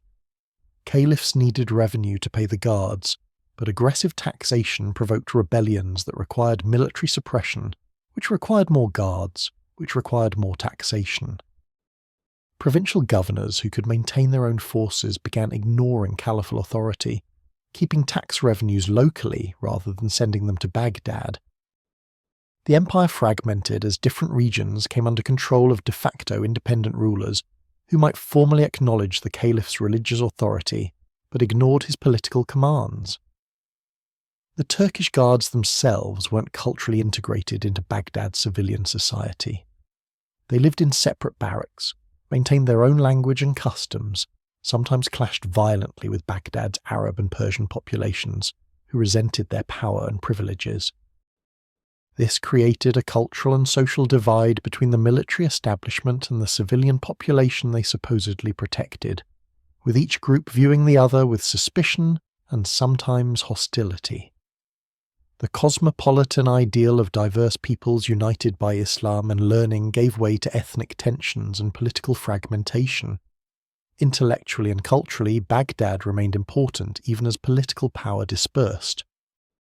Libraries continued operating, scholars still gathered to study and debate, poets still composed verses, but patronage became less reliable as wealth concentrated in fewer hands and as political chaos made long-term planning difficult. Some scholars migrated to more stable regional courts in Samarkand or Cairo or Cordoba, taking their learning with them and contributing to the diffusion of intellectual activity away from Baghdad's once unchallenged centrality. This political decline occurred gradually across generations, not as sudden collapse but as slow erosion of effective central authority, interrupted by occasional strong caliphs who temporarily reasserted control before the underlying dynamics reasserted themselves. What had been created so deliberately, the round city as centre of the Islamic world, the caliphs as guardians of unity and learning, began fragmenting into regional powers and competing centres. Baghdad remained symbolically important, but the Golden Age's confidence and unity were clearly fading. And this brings us to consider a specific moment in this long decline, a crisis that demonstrated how far the Caliphate's effective power had diminished, how regional forces now shaped events once dominated by Baghdad's central authority, how the empire's theoretical unity masked profound fragmentation. Let us examine now the period when the Islamic world began splitting into distinct caliphates and emirates, when the fiction of unified authority could no longer be maintained even in name. By the 10th century, the Abbasid Caliph in Baghdad retained religious prestige as the symbolic leader of Sunni Islam, but exercised direct political control over little more than the capital and its immediate vicinity. Different regions came under the control of dynasties that were effectively independent even when they formally acknowledged Abbasid sovereignty. The Fatimids in North Africa established a rival caliphate claiming descent from the Prophet's daughter Fatima, challenging not just Abbasid political authority but their religious legitimacy. The Islamic world had multiple caliphs, each claiming to be Islam's rightful leader. In Iran and Central Asia, the Samanids and later the Ghaznavids and Seljuks ruled Persian-speaking territories with little reference to Baghdad except for the occasional ceremonial acknowledgement that the Abbasid Caliph remained the nominal head of Islam. In Egypt, the Tulunids and then the Ikhshidids created autonomous states that kept tax revenues locally and pursued independent foreign policies. In North Africa, beyond the Fatimids, the Aghlabids controlled Tunisia and Sicily, acknowledging Abbasid authority in name only. Even in Syria and the Arabian Peninsula, local powers emerged that the Caliph couldn't effectively control. This fragmentation had cultural consequences alongside political ones. While Arabic remained the language of religion and high culture throughout the Islamic world, regional languages began reasserting themselves in literature and administration. New Persian emerged as a literary language producing works like Ferdowsi's Shahnameh, the epic of Persian kings and heroes, celebrating pre-Islamic Iranian heritage and implicitly asserting Persian cultural equality or superiority to Arab traditions. Turkish rulers patronized Turkish literature and culture. The cosmopolitan Arabic culture centered on Baghdad faced competition from regionally rooted alternatives. Intellectual life adapted to this new fragmented reality. Scholars who once would have gathered in Baghdad now assembled at multiple regional centers. Cordoba in Islamic Spain became a major intellectual hub. Rivaling Baghdad With its own library reputedly containing hundreds of thousands of volumes, its own scholars making original contributions to philosophy and science. Cairo, under the Fatimids, attracted scholars despite theological differences between Fatimid Shi'ism and majority Sunnism. Samarkand and Bukhara in Central Asia became centres of Persian Islamic learning. Knowledge production became more distributed, less concentrated in a single capital. This wasn't entirely negative. Regional centres often provided stable patronage when Baghdad was experiencing political chaos, allowing scholarship to continue and sometimes flourish in places shielded from the capital's instability. The diversity of intellectual centres meant that different traditions and approaches could develop, that competition between courts encouraged patronage as rulers sought the prestige of supporting famous scholars. Fragmentation created problems but also opportunities for intellectual and cultural development. Yet something was lost in this fragmentation, a sense of unity and common purpose that the early Abbasid period had embodied, at least as an ideal.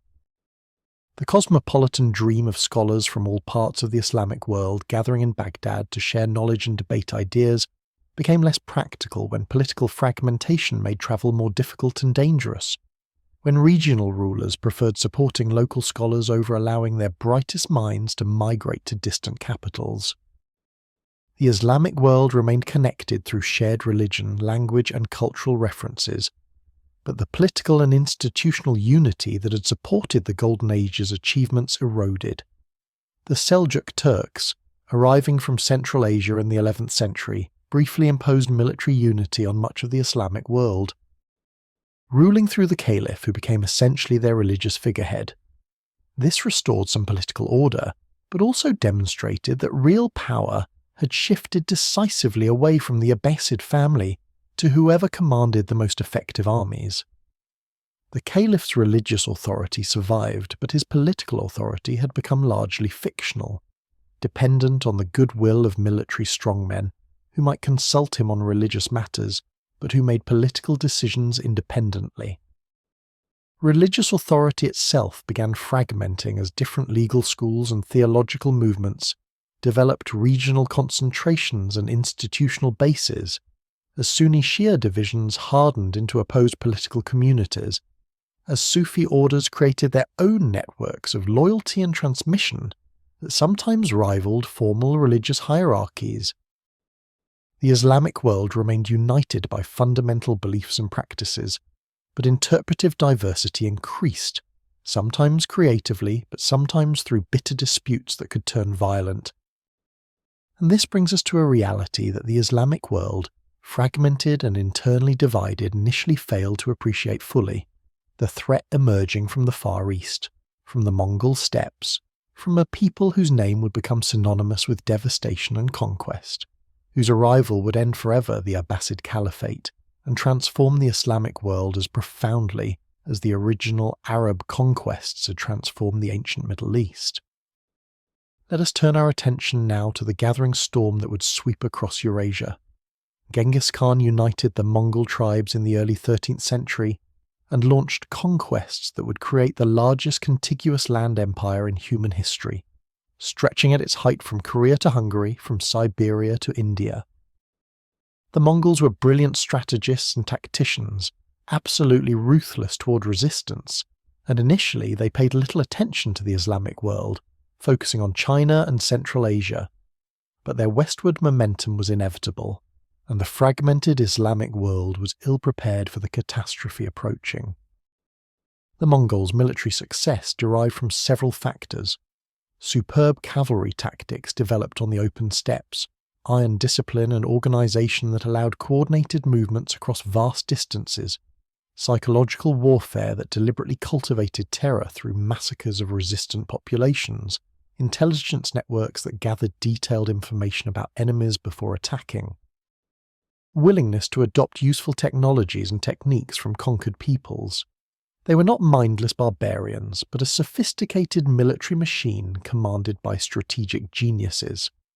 Islamic states that encountered Mongol forces typically underestimated them initially, Seeing steppe nomads as primitive and assuming that settled civilizations' greater wealth and numbers would prevail. This was a fatal mistake. The Mongols repeatedly defeated larger armies through superior tactics, mobility, and coordination. Cities that resisted faced total destruction, their populations massacred to discourage resistance elsewhere.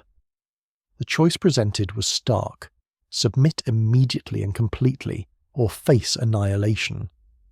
Khwarezm, a powerful state in Central Asia and Iran, made the catastrophic error of executing Mongol ambassadors in 1219, giving Genghis Khan a pretext for invasion. The Mongol response was overwhelming and merciless. City after city fell to Mongol siege techniques adopted from Chinese engineers. Populations that resisted were slaughtered, with reports, possibly exaggerated but terrifying nonetheless, of entire cities' populations being systematically killed, of rivers running red with blood, of pyramids built from severed heads. Khwarezm's civilization was effectively erased. By the mid-13th century, the Mongols had conquered most of Central Asia and Iran, approaching the heartland of the Abbasid Caliphate. The Caliph in Baghdad still retained symbolic authority, but controlled only the capital and some surrounding territory, protected more by the Mongols' preoccupation with other conquests than by actual military power. Different Mongol Khans ruled different portions of their vast empire, sometimes cooperating, sometimes competing, their ultimate intentions toward Baghdad unclear. The Islamic world's response to the Mongol threat was tragically divided. Rather than uniting against the common danger, regional rulers pursued their own interests, sometimes even allying with Mongols against Muslim rivals. The Crusader states in Syria watched with mixed feelings as Mongols destroyed Muslim powers that had been their enemies, not yet understanding that they too would eventually face Mongol attack. The Mamluks in Egypt prepared to resist but couldn't coordinate effectively with other Islamic states. Fragmentation that had seemed merely political suddenly became an existential threat. Reports reaching Baghdad described Mongol savagery in horrifying detail: cities burned completely, agricultural systems destroyed through deliberate flooding or depopulation, libraries burned, scholars killed. The cumulative effect of Mongol conquest on Islamic civilization was devastating even before they reached Baghdad itself. Intellectual centers in Central Asia were obliterated. Agricultural productivity collapsed in regions subjected to Mongol rule. Trade networks that had connected East and West for centuries were disrupted by warfare and instability. The final Abbasid Caliph, al-Mustasim, seemed paralyzed by the approaching danger. Unable or unwilling to take effective defensive measures, perhaps hoping that the Mongols would pass by or that his religious status would protect him, perhaps simply lacking the military resources and political authority to mount effective resistance. The Turkish guards who had dominated Baghdad for so long proved incapable of organizing coherent defense against an enemy unlike any they'd faced before, and this brings us to the darkest moment in our story, to the event that ended forever, the Abbasid Caliphate and the Golden Age we've been celebrating. To a siege and sack so devastating that witnesses claim the Tigris ran red with blood and black with ink, where centuries of accumulated wisdom burned in days, where the city called the centre of the world learned what it meant to face the full fury of the Mongol military machine. Let's turn now to that terrible February in the year 1258, to the last days of Baghdad's medieval glory. In the months before the Mongol arrival, Baghdad lived in a strange twilight, aware of approaching catastrophe yet unable to prevent it, with daily life continuing even as informed observers understood that everything was about to change forever. Scholars still debated in the libraries, poets still composed verses, merchants still conducted business in the bazaars. But all of this occurred under a shadow of impending doom that made ordinary activities feel simultaneously precious and futile. The Mongol Khan Hulagu, Genghis Khan's grandson, had been dispatched westward to conquer the remaining Islamic territories and had already demonstrated his forces' overwhelming military superiority in Iran and Iraq. He demanded the Caliph's complete submission, requiring that al-Mustasim personally come to the Mongol camp, dismantle Baghdad's fortifications, and accept Mongol authority unconditionally. The Caliph's advisors debated how to respond, some urging compliance to avoid destruction, others arguing that submission would be equally catastrophic for the Caliph's authority and the Islamic world's morale. We have accounts from the period, possibly legendary but emotionally true even if not literally factual, of scholars making desperate efforts to preserve the most precious manuscripts, of book collectors hiding their treasures, of attempts to evacuate the most important texts and scholars to safer locations. But where was safe? The Mongols controlled most of Western Asia. Egypt under the Mamluks might offer refuge, but reaching it required a dangerous journey through war zones. Many chose to remain, whether from fatalism, attachment to their city, or simple inability to imagine abandoning everything they knew. The scholarly community faced profound questions in these final days.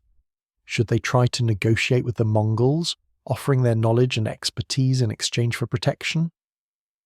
Some scholars believed that the Mongols, known for pragmatically employing skilled administrators and specialists from conquered peoples, might spare intellectuals who proved useful. Others worried that such calculations demonstrated moral cowardice, that scholars should remain with their community rather than seeking personal survival through collaboration with destroyers. Religious authorities grappled with theological questions about divine justice and human responsibility. Why would God allow the Caliphate to fall, the Caliph to face such humiliation? Some preachers declared the Mongol invasion as punishment for Muslims' sins, calling for repentance and moral reform that would surely move God to deliver them.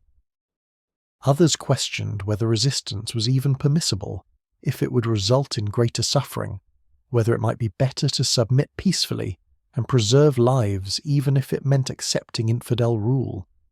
The Caliph himself appears to have been paralyzed by indecision, consulting astrologers who gave contradictory advice, listening to advisors with conflicting recommendations, ultimately taking no decisive action, either to resist effectively or to submit completely.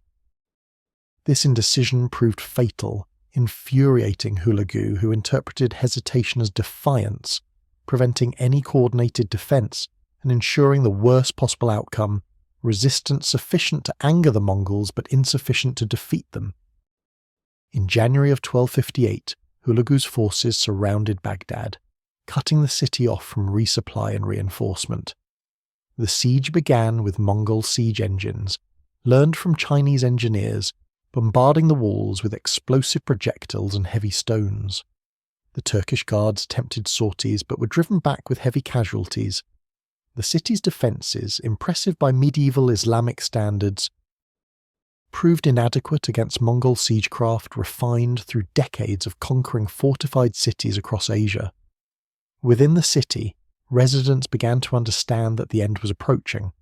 Some fled before the siege closed completely, abandoning homes and property to seek safety elsewhere. Others prepared to resist, stockpiling weapons and food, organising neighbourhood defence committees, swearing to protect their families and cities to the last.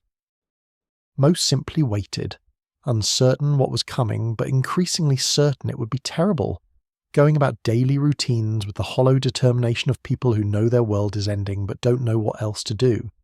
And this brings us to the moment itself, to the day when the walls were finally breached, when Mongol forces poured into the city they'd spent weeks reducing, when 5 centuries of accumulated civilization faced 13 days of systematic destruction.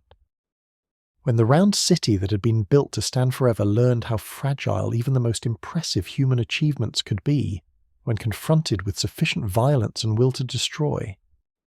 On February 10th, 1258, the Mongol forces breached Baghdad's walls and entered the city. What followed over the next 13 days was one of medieval history's greatest urban catastrophes, a systematic destruction that contemporaries struggle to describe adequately, that later historians have debated regarding exact casualty figures while agreeing on the event's overwhelming devastation. The siege of Baghdad ended the Abbasid Caliphate and dealt Islamic civilization a blow from which it took centuries to recover. The Mongol approach to urban warfare was calculated and systematic rather than chaotically violent. They typically offered cities a choice. Immediate, complete surrender would preserve the population and property, while resistance meant total destruction and massacre. Baghdad's resistance, however ineffective militarily, sealed its fate. Hulagu gave orders for comprehensive sacking, and his disciplined forces implemented those orders with horrifying efficiency. The killing was extensive, though exact numbers remain disputed. Contemporary Muslim sources claim hundreds of thousands or even 1 million dead, while some modern historians suggest lower figures of tens of thousands, with many residents having fled before or during the siege. What's certain is that the death toll was catastrophic, that whole neighbourhoods were destroyed, that bodies accumulated in the streets and canals until they created sanitation crises, that survivors remembered the siege as an apocalyptic event ending their world. The Caliph al-Mustasim was forced to witness his city's destruction before his own execution. Traditional accounts claim he was wrapped in a carpet and trampled by horses, the Mongols avoiding direct bloodshed of a sacred figure but ensuring his death nonetheless. His family was killed, ending the Abbasid dynasty that had ruled for over 5 centuries. The Caliphate's abolition sent shockwaves throughout the Islamic world, where the Caliph's existence, however politically impotent he'd become, represented continuity with the Prophet's era and Islam's unity. The destruction of libraries was perhaps the siege's most culturally devastating aspect. The House of Wisdom and other libraries, accumulated over centuries through enormous effort and expense, were burned or dumped into the Tigris River. Accounts describe the water running black with ink from countless dissolved manuscripts, books used as bridges for horses to cross canals, priceless texts destroyed casually because occupiers saw no value in writings they couldn't read. Much of the ancient wisdom that Abbasid scholars had preserved, translated and expanded upon was lost forever. Scientific instruments from observatories were destroyed, astronomical tables burned, medical texts lost, philosophical manuscripts that existed in only 1 or 2 copies vanished. The cumulative loss to human knowledge was staggering and irretrievable. Some works survived because copies existed elsewhere, in Cairo or Cordoba or Damascus, but others disappeared entirely, known to us now only from later references by scholars who had read them before Baghdad's fall. The city's physical destruction was equally comprehensive. Palaces that had taken years to construct were looted and burned. The round city's elaborate architecture, with its multiple defensive walls and geometric perfection, was systematically dismantled. Irrigation systems that supported agriculture in surrounding regions were destroyed, leading to long-term economic decline as productive farmland reverted to desert. Baghdad would never again achieve the population or prosperity it had known before 1258. The Mongol conquest created a rupture in Islamic historical consciousness comparable to how Western Europe remembered Rome's fall. The question of how God could allow such catastrophe to befall the Islamic world's greatest city and to destroy the Caliphate itself generated profound theological and philosophical reflection. Some saw it as divine punishment, others as test of faith, still others as evidence that worldly power was ultimately meaningless compared to spiritual truth. The trauma shaped Islamic thought for generations, but devastation, however complete it seemed, is never total. People survived. Some knowledge was preserved. The human capacity to rebuild and continue eventually reasserted itself. Baghdad wasn't completely abandoned, though it became a shadow of its former glory. Islamic civilization didn't end, though its character and geography shifted. The question became not whether something would survive the Mongol catastrophe, but what would survive and how it would be transformed by survival. And this brings us to consider what did survive, what fragments of the Golden Age continue to influence the world after Baghdad's fall, how seeds scattered by destruction sometimes took root in unexpected soil and grew into new flowering. Let us examine now the survival and transmission of Abbasid achievements despite and after the catastrophe of 1258. The Mongol destruction of Baghdad was devastating but not absolute, and Islamic civilization, though profoundly wounded, survived in other centres that the Mongols hadn't reached, or where they eventually established more stable rule. Cairo became the new centre of Arabic Islamic culture, where Mamluk sultans maintained the fiction of the Caliphate by installing a member of the Abbasid family as puppet Caliph with religious authority but no political power. Scholarly life continued there. And the city's libraries preserved texts that had been lost in Baghdad. Andalusia, Islamic Spain, had been developing its own brilliant civilization parallel to the Abbasid Golden Age, with Cordoba's library and scholars rivaling Baghdad's at their height. Though Christian Reconquista was gradually pushing Muslims southward in Iberia, cities like Granada would remain centres of Islamic culture for another 2 centuries after Baghdad's fall. The scholars there preserved and continued traditions of philosophy, mathematics, and science that had flourished in the East, ensuring that knowledge destroyed in Baghdad survived in the West. The Mongols themselves, after their initial destructive phase, proved surprisingly receptive to the civilizations they conquered. Hulagu's successors in Iran converted to Islam, began patronizing scholars and rebuilding cities, supported the construction of observatories and libraries. The Mongol Ilkhanate fostered an astronomical renaissance in 13th and 14th century Iran, with scholars like Nasir al-Din al-Tusi making important original contributions while working under Mongol patronage. Destruction gave way to synthesis as Mongol rulers incorporated Islamic and Chinese cultural elements into their own civilization. Individual scholars who survived the sack carried their knowledge to other cities. This diaspora of Baghdad's intellectual community seeded learning in places like Damascus, Mosul, Tabriz, and beyond. Teachers brought their pedagogical methods, physicians their medical knowledge, mathematicians their problem-solving techniques.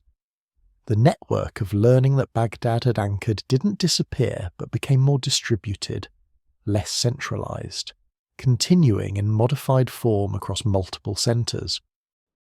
Texts that had been copied and distributed throughout the Islamic world before Baghdad's fall meant that even works destroyed in the siege often survived elsewhere.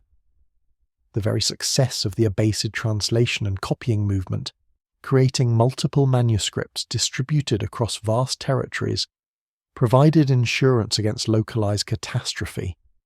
This redundancy saved considerable knowledge that otherwise would have vanished completely when Baghdad's libraries burned.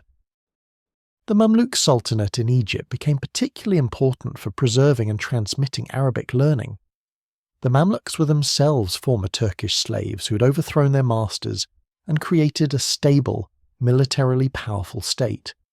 They defeated the Mongols at the Battle of Ain Jalut in 1260, stopping westward expansion and creating a secure space for Islamic civilization to continue developing. Under Mamluk rule, Cairo flourished intellectually and economically, becoming the new heart of Arabic Islamic culture. Islamic Spain's role in transmitting knowledge to Christian Europe became even more critical after Baghdad's fall. Latin translations of Arabic scientific and philosophical works, many originally translated into Arabic from Greek, entered European universities through Spain and Sicily. Thus, Greek philosophy and science, preserved and expanded by Islamic scholars, returned to Europe via Arabic intermediaries. Aristotle reached medieval Christian scholars through Arabic translations and commentaries, sometimes creating interesting complications when Latin translators worked from Arabic rather than Greek originals. The Ottoman Empire, emerging in Anatolia and eventually conquering much of the former Islamic world, saw itself as inheritor of Islamic civilization's legacy, despite being ethnically Turkish rather than Arab. Ottoman sultans supported traditional Islamic learning, built libraries and schools, patronized scholars and artists. Istanbul became another centre where the traditions developed under the Abbasids continued. Adapted to Turkish contexts and influences, but maintaining continuity with the earlier Golden Age. What survived was selective and transformed, Some fields flourished, while others declined. Astronomy remained vital because of its religious importance for determining prayer times and because Ottoman sultans and later Mughal emperors in India supported observatory construction. Medicine continued developing through clinical practice, even as theoretical medical philosophy sometimes stagnated. Mathematics advanced in some contexts while sophisticated work in other areas was forgotten or lost. The pattern of survival and loss was complex, determined by multiple factors including practical utility, institutional support, chance preservation of key texts, and sustained interest from scholar communities. What's remarkable is how much did survive against enormous odds, how resilient human knowledge and culture proved despite catastrophic destruction, how the cosmopolitan ideal of learning from multiple sources and honouring wisdom wherever found continued influencing Islamic civilization even after the political and institutional framework that had originally supported it collapsed. The Abbasid Golden Age ended, but its legacy persisted in transformed and distributed form, continuing to shape both Islamic and eventually European intellectual development. And this brings us to consider specifically how Abbasid achievements eventually influenced the European Renaissance, how knowledge preserved in Arabic became accessible to Latin readers, how the cosmopolitan learning of medieval Baghdad contributed to the intellectual flowering of early modern Europe. This transmission is one of history's great cultural exchanges, demonstrating how civilizations influence each other across time and distance, how destruction in one place can paradoxically preserve influence in another. The transmission of Islamic learning to medieval Europe occurred through multiple channels over several centuries, transforming European intellectual life and contributing significantly to the cultural changes we call the Renaissance. This transmission was never simple or direct, always involving complex intermediaries, translation challenges, cultural adaptations, and sometimes deliberate selective reading that adapted Islamic sources to Christian contexts. Spain was perhaps the most important transmission point, where Christian, Muslim, and Jewish scholars could interact, where translation schools in cities like Toledo rendered Arabic texts into Latin, making Islamic philosophy and science accessible to European readers who couldn't read Arabic. These translators faced enormous challenges. Arabic philosophical and scientific vocabulary often had no Latin equivalents, requiring translators to coin new Latin terms or to adapt existing words to new technical meanings. Gerard of Cremona, working in 12th century Toledo, translated over 70 works from Arabic to Latin, including Al-Khwarizmi's algebra, Ptolemy's Almagest via Arabic versions, medical works of Al-Razi and Ibn Sina, and numerous other scientific and philosophical texts. His translations introduced European scholars to a vast corpus of knowledge that had been unavailable or lost in the Latin West. Without these translations, European intellectual development would have followed a radically different and probably much slower trajectory. Ibn Sina's medical encyclopedia, The Canon of Medicine, became a standard textbook in European universities for centuries after its translation into Latin. Its systematic organization of medical knowledge, its integration of Greek theory with Islamic clinical practice, its comprehensive coverage of diseases and treatments, all made it invaluable for European physicians who had few sources of comparable scope and sophistication. The canon shaped European medical education and practice well into the 17th century. Aristotle's complete works reached medieval Europe primarily through Arabic translations and commentaries. Ibn Rushd's extensive commentaries on Aristotle were translated into Latin and became so influential that Ibn Rushd was known simply as quote 5 in medieval European universities, just as Aristotle was quote 6. This created an interesting situation where Christian scholars learned Aristotelian philosophy through Islamic intermediaries who had their own interpretations and additions, creating a hybrid philosophical tradition that was simultaneously Greek, Islamic, and Christian. Mathematics provides perhaps the clearest example of Islamic influence on Europe. The Hindu Arabic numerals that we all use today, including the revolutionary 0, reached Europe through Arabic sources. The very word quote 7 comes from Al-Khwarizmi's treatise, and European mathematicians learned algebraic techniques from translated Arabic texts. Algorithm itself derives from Al-Khwarizmi's Latinized name, preserving forever his importance to European mathematical development.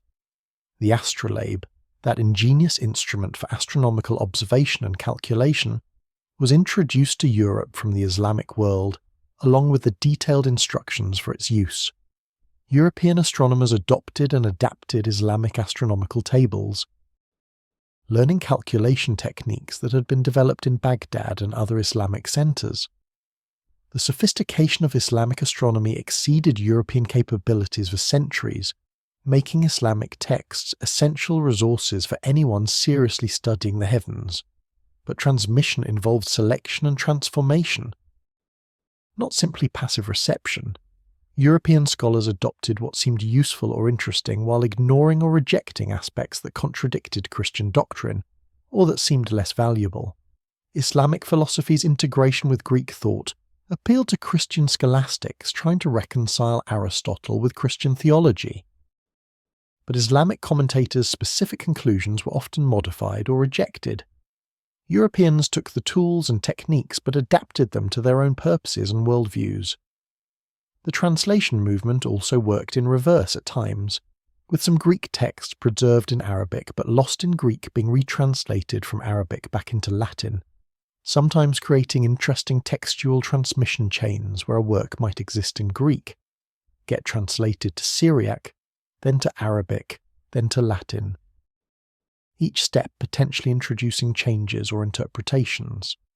Comparing different versions could reveal fascinating evolution of ideas through cultural transmission. Jewish scholars played crucial intermediary roles, often trilingual or multilingual, able to work with Arabic, Hebrew, and Latin texts. They translated Arabic works into Hebrew for Jewish scholarly communities, and sometimes from Hebrew into Latin for Christian audiences.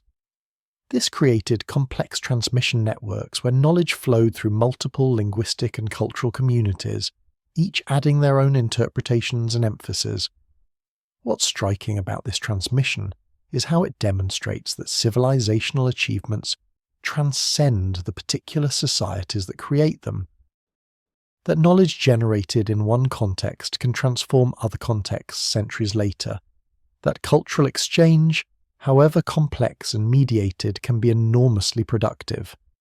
The Abbasid Golden Age influenced European Renaissance not through direct contact, but through preserved texts and transmitted techniques, through the simple fact that knowledge, once created and recorded, can survive and influence in unexpected ways and places.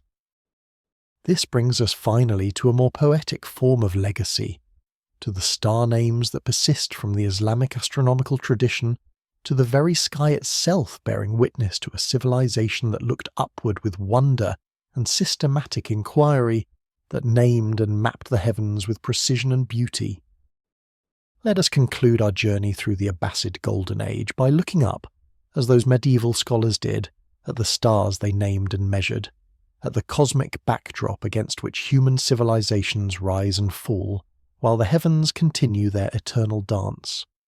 When we look up at the night sky today, we see the same stars that Abbasid astronomers observed over 1,000 years ago, and many of those stars still bear the Arabic names that medieval observers gave them. These names are living linguistic fossils, preserving in our present the scientific and poetic achievements of a civilization that made the heavens an object of both mathematical precision and aesthetic wonder. Every time an astronomer references Betelgeuse or Aldebaran, Deneb or Rigel, they unknowingly honour the Islamic Golden Age. Betelgeuse, the red supergiant star in Orion's shoulder, comes from Arabic quote 9, the hand of Jauza, a pre-Islamic Arabian star figure associated with Orion. The name travelled through centuries and linguistic transformations, slightly corrupted in transmission but preserving its Arabic origin. That this bright, variable star still carries its medieval Arabic name demonstrates the lasting influence of Islamic astronomy on the technical vocabulary of celestial observation. Aldebaran, the bright orange eye of Taurus the bull, derives from Arabic quote 10 meaning quote 11 because it appears to follow the Pleiades star cluster across the sky. This name captures both precise observation, noting the star's apparent motion relative to the Pleiades, and poetic imagination, creating narrative from celestial geometry. Islamic astronomers combine these elements naturally, seeing no contradiction between scientific accuracy and aesthetic sensibility. Deneb, the bright star marking the tail of Cygnus the swan, simply means tail in Arabic. Danab. The directness of this naming reveals how Arabic became astronomy's technical language, with simple descriptive terms becoming permanent designations. Other stars carry similar straightforward Arabic names. Fomalhaut means, quote, 14. Hamal means, quote, 15. Mizar means, quote, 16. These names made the stars familiar, domesticated the heavens through language. Vega, one of the brightest stars in our northern sky, part of the summer triangle, comes from Arabic, quote, 17, quote, 18, or quote, 19, though the name became shortened in Latin transmission. Altair, another summer triangle star, derives from, quote, 20, quote, 21, creating a pair of celestial birds that Islamic astronomers saw, where we now see geometric patterns and constellation boundaries defined by international convention. These star names don't just preserve linguistic history. They remind us that the Abbasid astronomers looked at the same sky we observe, contemplated the same cosmic questions that still fascinate us, developed observational techniques and mathematical methods that remain fundamentally sound. When modern astronomers calculate stellar positions and movements, they use trigonometric methods that Islamic mathematicians pioneered or perfected, apply geometric reasoning that was refined in medieval Islamic observatories. The astronomy developed during the Abbasid period wasn't primitive or merely preparatory to modern science, but represented genuine understanding of celestial mechanics, within the observational and theoretical limitations of pre-telescopic investigation. Islamic astronomers knew that Earth was round and rotating, calculated its circumference, predicted eclipses accurately, created detailed star catalogues and planetary tables that served practical needs for centuries. Their work wasn't superseded so much as built upon, extended, integrated into larger frameworks that honoured their contributions. Contemplating these stars and their Arabic names tonight, from our perspective 13 centuries after the Abbasid Revolution and over 7 centuries after Baghdad's fall, we can feel a kind of temporal vertigo, a sense of vast distances crossed and yet fundamental continuities maintained. Human beings have always looked up at the night sky with wonder and curiosity, have always tried to understand the patterns they observed, have always named the stars to make the infinite more familiar and manageable. The particular civilization that flourished in Baghdad and across the medieval Islamic world has long vanished, its political structures dissolved, its specific cultural configurations transformed beyond recognition, its golden age consigned to history and memory. But the stars remain, and the names remain, and the mathematical methods remain. And the spirit of inquiry that drove those medieval scholars to measure and calculate and wonder continues in every observatory and university, every amateur astronomer setting up a telescope in a dark field, every child asking why stars shine. Perhaps this is the deepest legacy of the Abbasid Golden Age, not any particular discovery or innovation, however brilliant, but the example of a civilization that valued knowledge for its own sake, that saw learning as noble pursuit worth substantial investment, that believed understanding the world was both practical necessity and spiritual calling. These attitudes and commitments transcend cultural specifics, inspiring whenever and wherever people encounter them, suggesting that human intellectual flourishing is possible when societies choose to support it. The stars those Abbasid astronomers observed and named still shine above us tonight, indifferent to human civilizations rising and falling beneath them.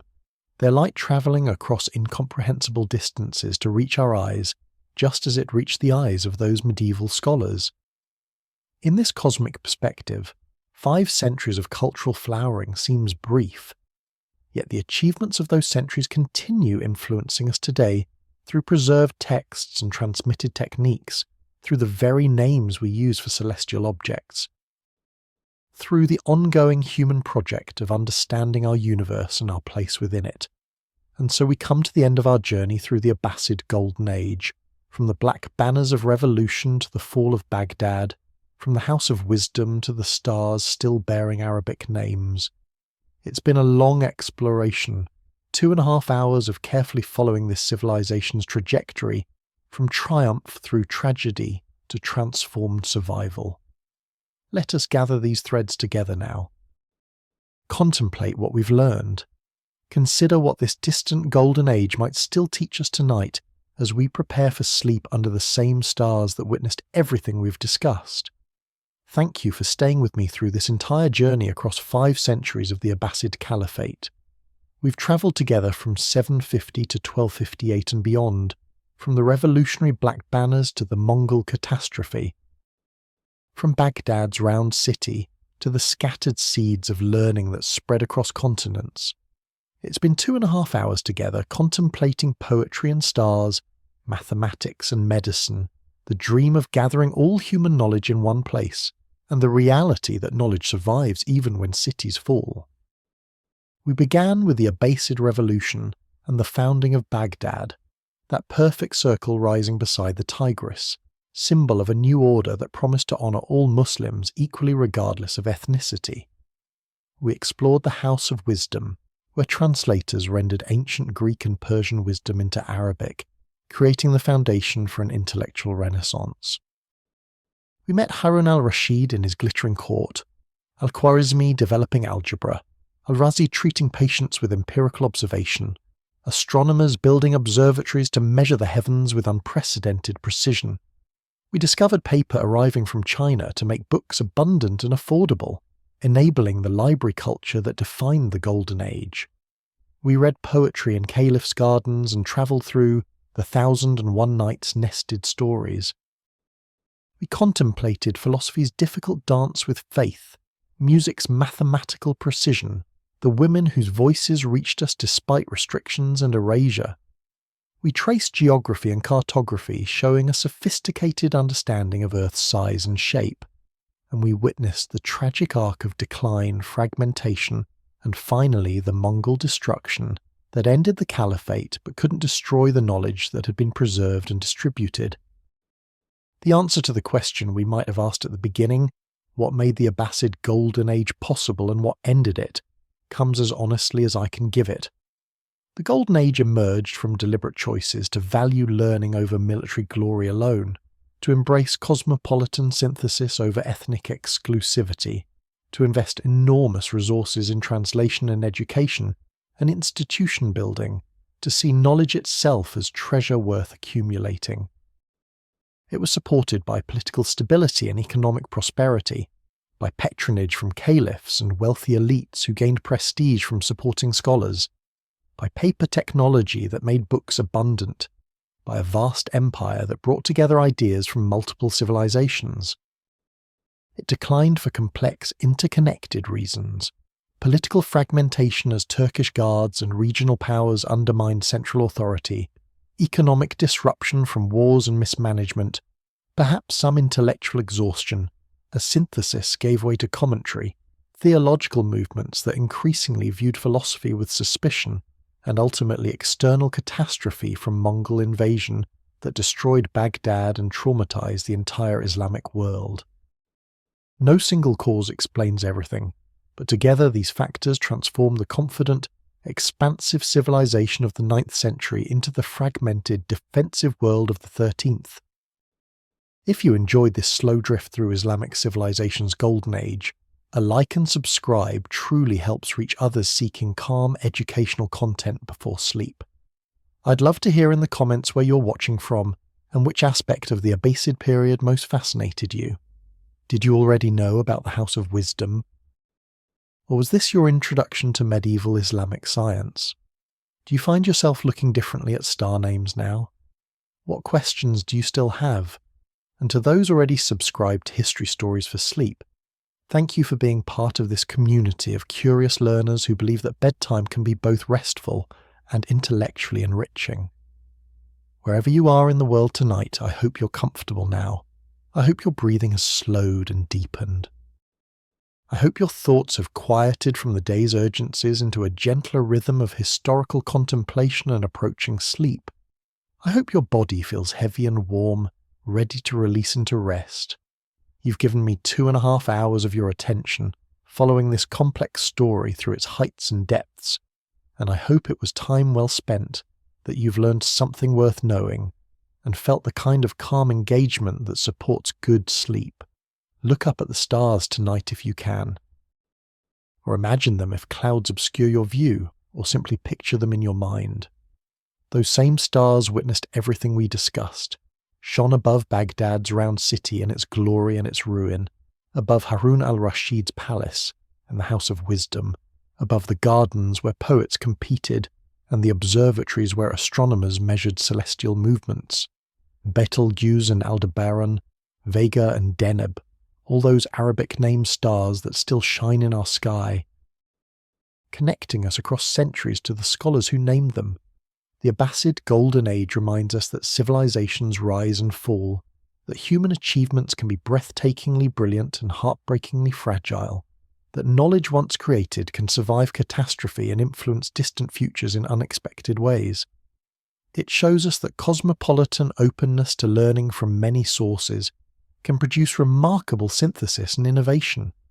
It demonstrates that institutional support for scholarship, generous patronage of learning and cultural valuing of knowledge create conditions where human intellectual potential can flourish. Perhaps most movingly, it reveals that the same human qualities that drive us now, curiosity about the world, desire to understand our universe, appreciation for beauty in both art and mathematics, hunger for stories and meaning, animated those medieval scholars and poets. Astronomers and physicians, we are connected to them not just through transmitted knowledge but through shared human nature. The same questions about existence and meaning, the same wonder at the night sky's magnificence. Their civilization fell, as all civilizations eventually fall, but they lived fully and brilliantly while it lasted, creating works that still move us, solving problems that still impress us, asking questions we still contemplate. They looked up at the stars and mapped them carefully, measured them mathematically, named them poetically. And those stars still shine tonight, still bearing those Arabic names, still watching over new generations of humans wondering about the universe and our place in it. So sleep well tonight under those Abbasid stars. Dream of round cities and infinite libraries, of gardens filled with poetry and observatories reaching toward heaven. Dream of Al-Khwarizmi's algebra and Al-Razi's hospital, of paper arriving from China and Greek wisdom speaking in Arabic. Dream of cosmopolitan courts where knowledge was treasured, of scholars from 3 continents gathering to share insights, of the brief, brilliant moment when Baghdad was the center of the learned world. Rest peacefully knowing that human creativity and curiosity endure across centuries, that the stars those medieval scholars named still guide us tonight, that wisdom once created continues influencing even after cities fall and empires dissolve. Good night. May your dreams be peaceful and your rest be deep. May you wake refreshed, carrying forward some fragment of wonder from the Abbasid Golden Age into tomorrow's light.